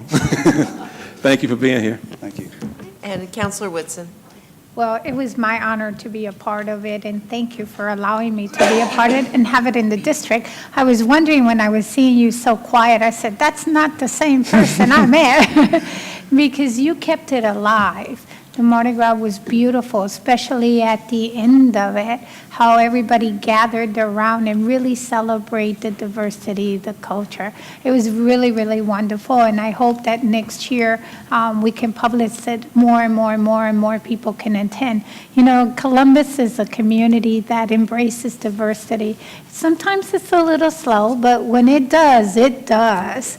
And as we grow and we see so much going on in our community, we hope that you continue the Mardi Gras and other programs so that other people can enjoy it and be a part of it. And thank you and welcome. Thank you. When I came to Columbus, I fell in love with it. And when I got out of the military, I made this my home, and it's been my home. And my family always asks me, when am I coming back? And I say, when I die, you'll have my ashes. I live in Columbus. Oh. So it is a great community that you have come to, and thank you for all you're going to do. Thank you. Dr. Marsh, please come around. I would like, if I'd be remiss if I did not recognize one other individual who had a significant role in the parade, and that was our inaugural Grand Marshal, Ms. Patricia Liddell is in the building. I saw her today and she came, and I just wanted to ask that she just wave her hand and say thank you for, she was the first dignitary seen in the parade right behind the color guard, so I just want to say thank you for her service. Great. Well, please come around and let's shake your hand. Let's give them another round of applause, folks.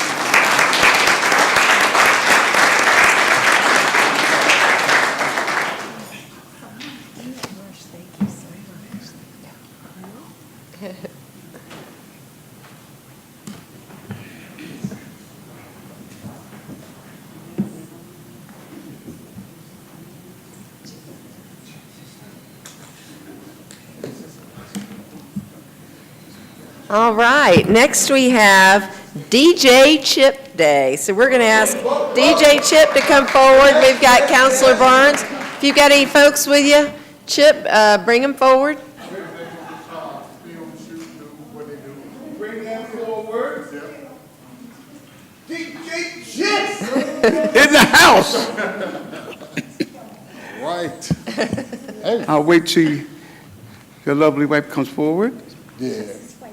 It is my great pleasure to read this proclamation, you know, because this young man, my nephew, That's right. does so much in this community a lot of people do not know about, and he does it willingly.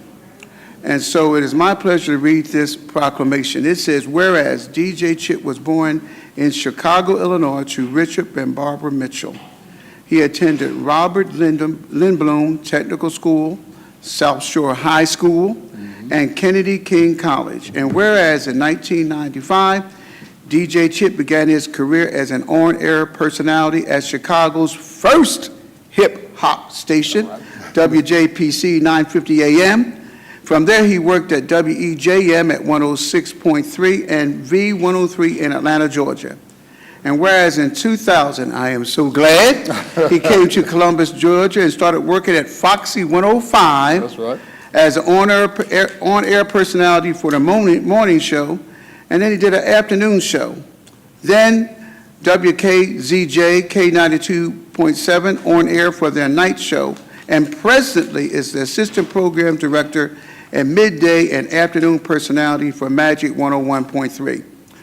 And whereas DJ Chip serves this community each year by hosting the annual event such as the DJ Chip's Coats for Kids Drive, where over 400 coats are donated to the Boys and Girls Club of the Chattahoochee Valley. Everyone knows about his Radiothon to help raise funds for the Controller's annual Easter shoe giveaway, which is a huge blessing in this community, as well as he's the creator of the Magic 101.3 Old School Block Party, the free summer concert series, that when Mr. and Mrs. Barnes go there, they feel like they're back in their 20s again, you understand?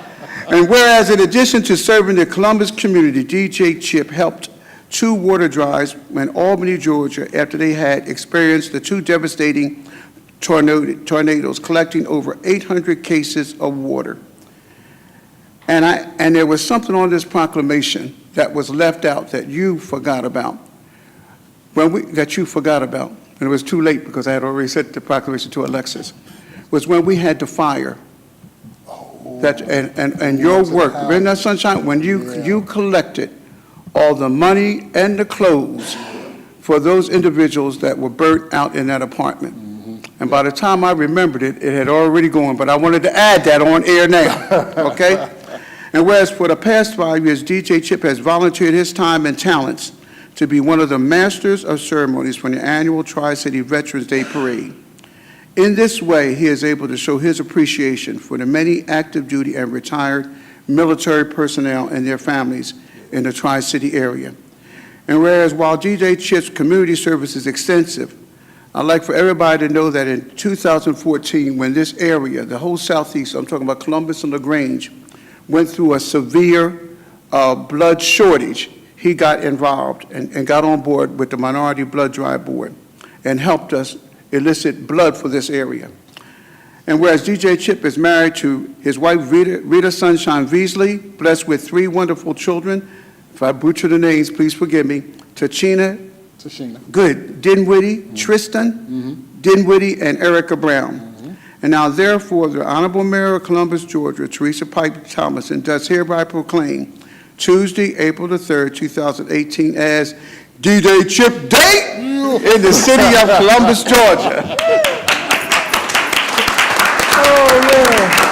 Thank you, guys. Thank you. I appreciate it. It's you know what I do?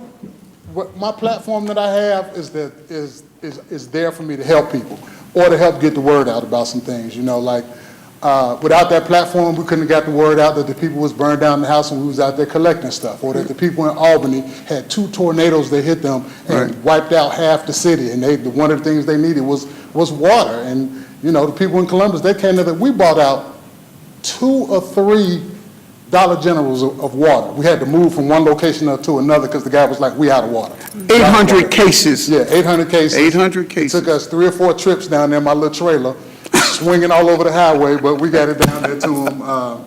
You know, I was blessed with this platform, so I got to help people. It is what it is right there. Yeah. Well, you do, and I'd just like to thank you.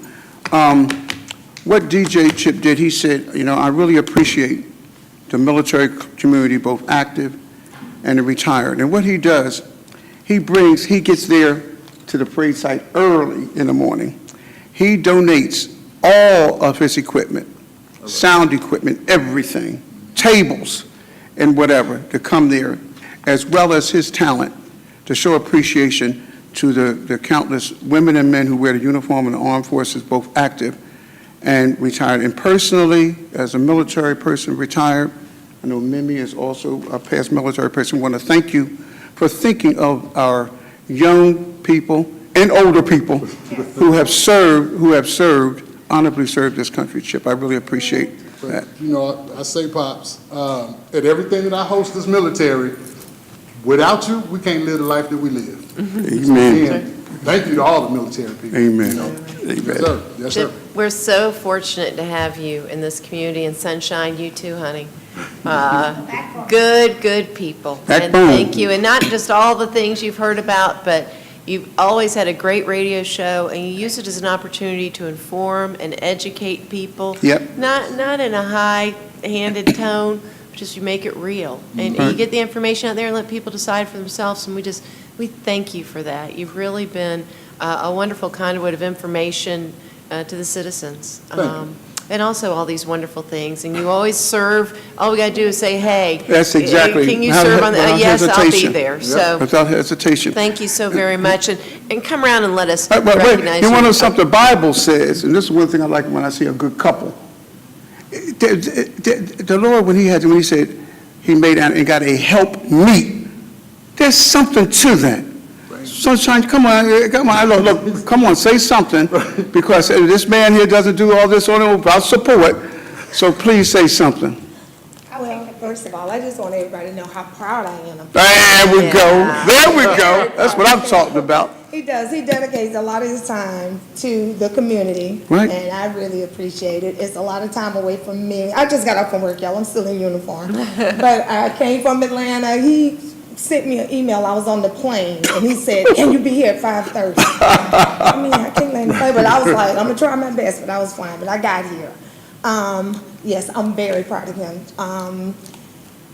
I always tell him, I'm like, "How do you do it?" He That's says, it. "Go, go, go." And when the phone rings and someone says, "Chip, we need you for something," he's there. always there. He's always He's there. always there. And I mean, we can have plans to do something. He'd be like, "Okay, I need to go." I'm like, "Oh, just go," because I know you're gonna go anyway. So just go.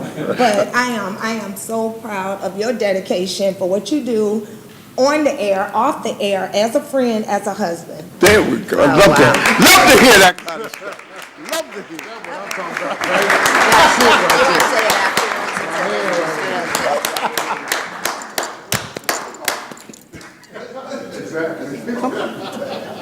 Nephew.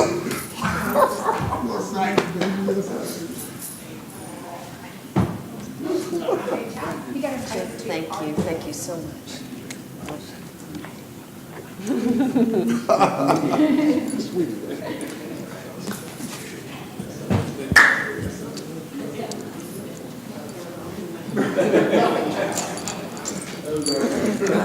Oh, and the Mayor Pro Tem wanted to say a few words. I just want to say, stay as you are. That's Don't right. change. Nephew, don't ever change. Before There I really got to know who DJ Chip was, my husband used to talk about him all the time. Every time he had a block party That's it. in the projects, DJ Chip was always there. And he knew he didn't have to worry about a thing. He didn't have to call to remind him he was going to be there. So I appreciate you. And nephew, I got one for Mom. Yeah. Okay. Next, we have, last but not least, our dedicated fire and EMS folks. We're going to ask Chief Jeff Meyer, and the whole gang, just please come forward.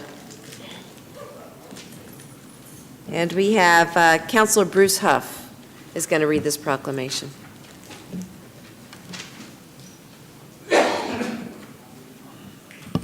Good evening. Thank you all for your patience. The best for last, I guess. Yes, yes. Good evening. It shows your patience that you have to have for your job just to be down here with us today.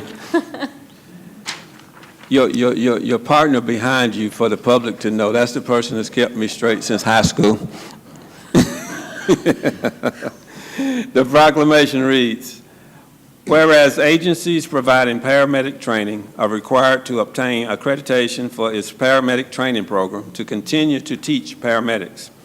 And whereas in 2017, Columbus Fire and EMS had a peer review by the Committee on Accreditation of Educational Programs for the Emergency Medical Services Professions, known as COA-EMPS.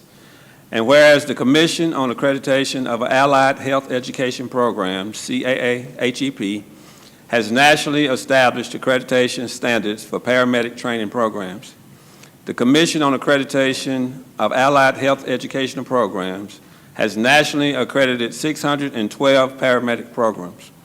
And whereas nationally, Columbus Fire and EMS is one of 18 fire and EMS-based paramedic programs nationally accredited.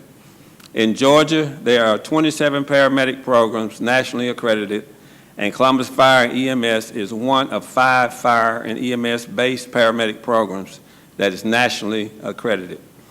Whereas the City of Columbus and the command staff of the Columbus Fire and EMS would like to thank the Training Division, and especially Captain Paula Carter and Lieutenant Larry Keaton, for their outstanding achievement. This is a testament to their hard work and dedication to improve emergency service delivery to the citizens and the City of Columbus. Whereas on March 16, 2018, Columbus Fire and EMS Academy became nationally accredited by CAA-HEP effective. Now therefore, TERESA Pike Tomlinson, Mayor of Columbus, Georgia, do hereby proclaim Tuesday, April 3rd, 2018 as Columbus Fire and EMS Day. Right.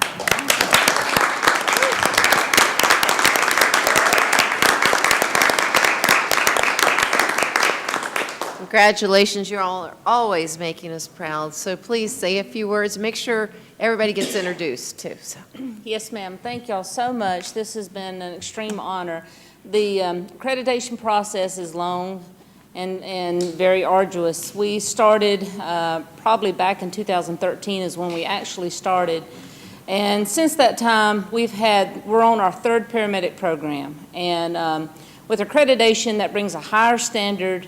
Our graduates will now be able to say they graduated from an accredited paramedic program. The HUFF accreditation is the same accrediting body that accredits all our allied health professions, such as dental hygienists, respiratory therapists, x-ray technicians, and it also accredits the paramedic program. So for us to be a fire-based entity, that is, we don't have the help of the technical school as the paramedic programs that are in the technical school arena do. So it was a long process. I credit my co-worker, Larry Keaton, Lieutenant Keaton. He was instrumental in helping me with the program, with the accreditation, with all the paperwork that was required. Also, my training chief, Tim Smith, he was very helpful. He gave us, as much support as he could, time to spend on accreditation, which, was very lengthy. And our whole command staff has been very, very helpful. We had our site visit last summer, and it went very well, or we wouldn't be accredited. They commended us on our support, on our command staff, and with the program. So I'd like to thank them as well. And thank you, City Council, for this recognition. It's awesome. It's awesome for our city. We are the only paramedic program in the region, not just Columbus, but in the region. Columbus Technical College doesn't have a paramedic program, CVCC, none of the other private training institutions, no one has a paramedic program. So this is very important for our community and for our region. Fantastic. Thank you. Thank y'all so much. Lieutenant Keaton, say a few words. Oh, no, I've asked him to say a few words. Oh, my goodness. Thank you, and I want to thank the command staff for supporting us. I want to thank y'all for supporting us also. And I'm very grateful. I hang around for 3 more years to try to get more paramedics. In my heart, I help get more paramedics out on the street in Columbus, Georgia. Thank you. Thank you so much. One other thing, Madam Mayor, I'd like to thank Councilor Judy Thomas. She has been very supportive as well. She serves on our advisory committee, and she comes to every meeting, and she's been a great support to our program as well.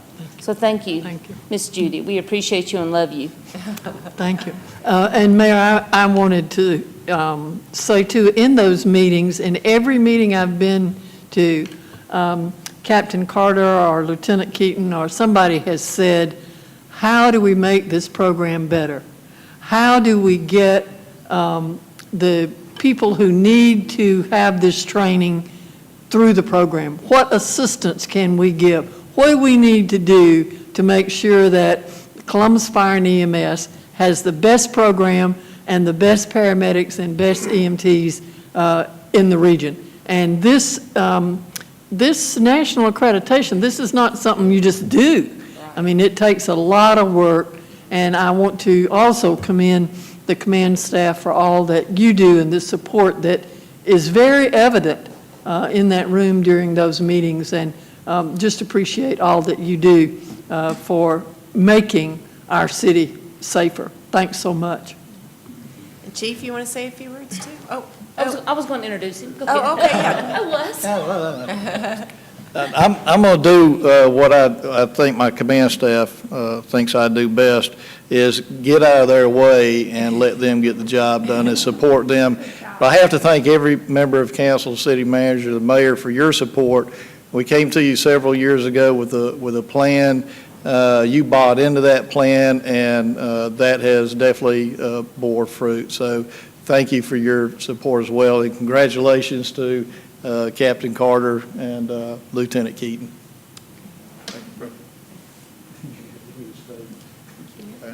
Chief Futrell, you want to say hello? Y'all introduce yourselves. Robert Shy. Futrell, Assistant Chief. I'm going to let them talk. Oh, okay. Greg Lane, Deputy Chief, and I just want to say, being over fire prevention and training, how proud I am of Captain Carter and Lieutenant Keaton. They spent countless hours on getting this accreditation program going and getting it completed. So again, I just want to thank them personally in front of the council and for your continued support. Thank you. Thomas Streeter, I'm the operations chief, and Captain Carter and Lieutenant Keaton do a really good job at preparing our people when they come to the field. They actually prepare them and they come to me and I make the assignment, so keep up the good work. Thank y'all. Tim Smith, I'm the training chief, so I'm the one that saw firsthand the amount of work that they put into it. It was 5 o'clock and I'm ready to go home, and I asked Paula, I said, are you ready to go? She's like, well, I got a little bit more work to do, and also Larry was her bodyguard. He would always stay with her, and they would stay till 5 or 6 o'clock and working on things. So it was a lot more than just filling out a bunch of forms. It was a lot of detailed work and hours that they put in. It was hundreds of hours that Paul and Larry put into this, and they did the work. I give them the credit for all the hard work to make this happen. And like Chief said, when we came to you guys for the money that we needed to buy supplies and stuff, you guys were grateful enough to give us the money to get started. So that was a big help to us. And so I'm just proud of the work that these guys did. Marie? Marie Harrell, Division Chief. I just want to congratulate Paula and Larry on the countless hours that I know they put in, and just how proud we are of them for getting this paramedic program accredited. Thank you. We got Mike Higgins up here too, so we want to recognize him as well.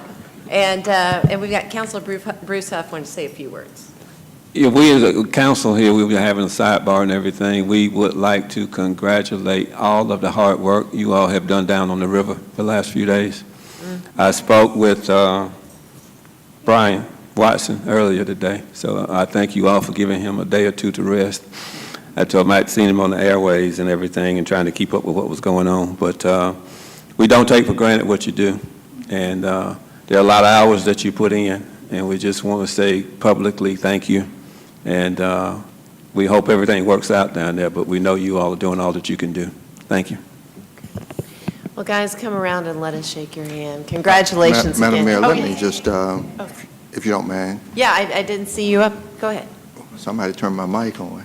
Yeah, the mic wasn't on here but- anyway. But at any rate, I wanted to congratulate Captain Carter and Lieutenant Keaton and really wanted to congratulate the chief and his command staff, because it's been in recent months, actually, that we got a bump in our ISO rating.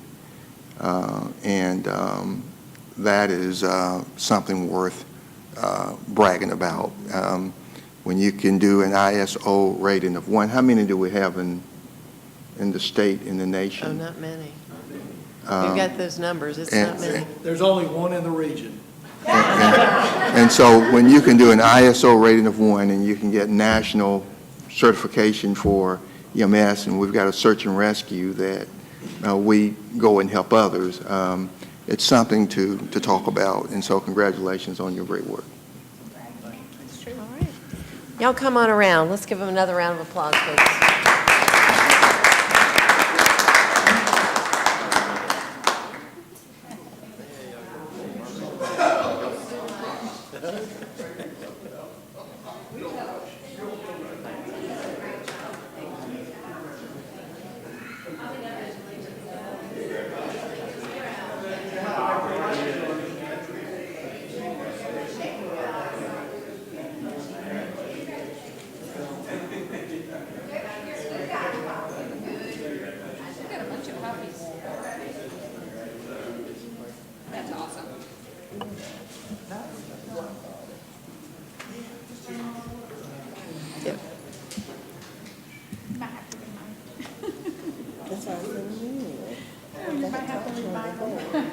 All right, well, that concludes our agenda, and I'll entertain a motion to adjourn. We've got a motion, a second. All those in favor, please state aye. All right, we'll see you next Tuesday at 9 o'clock.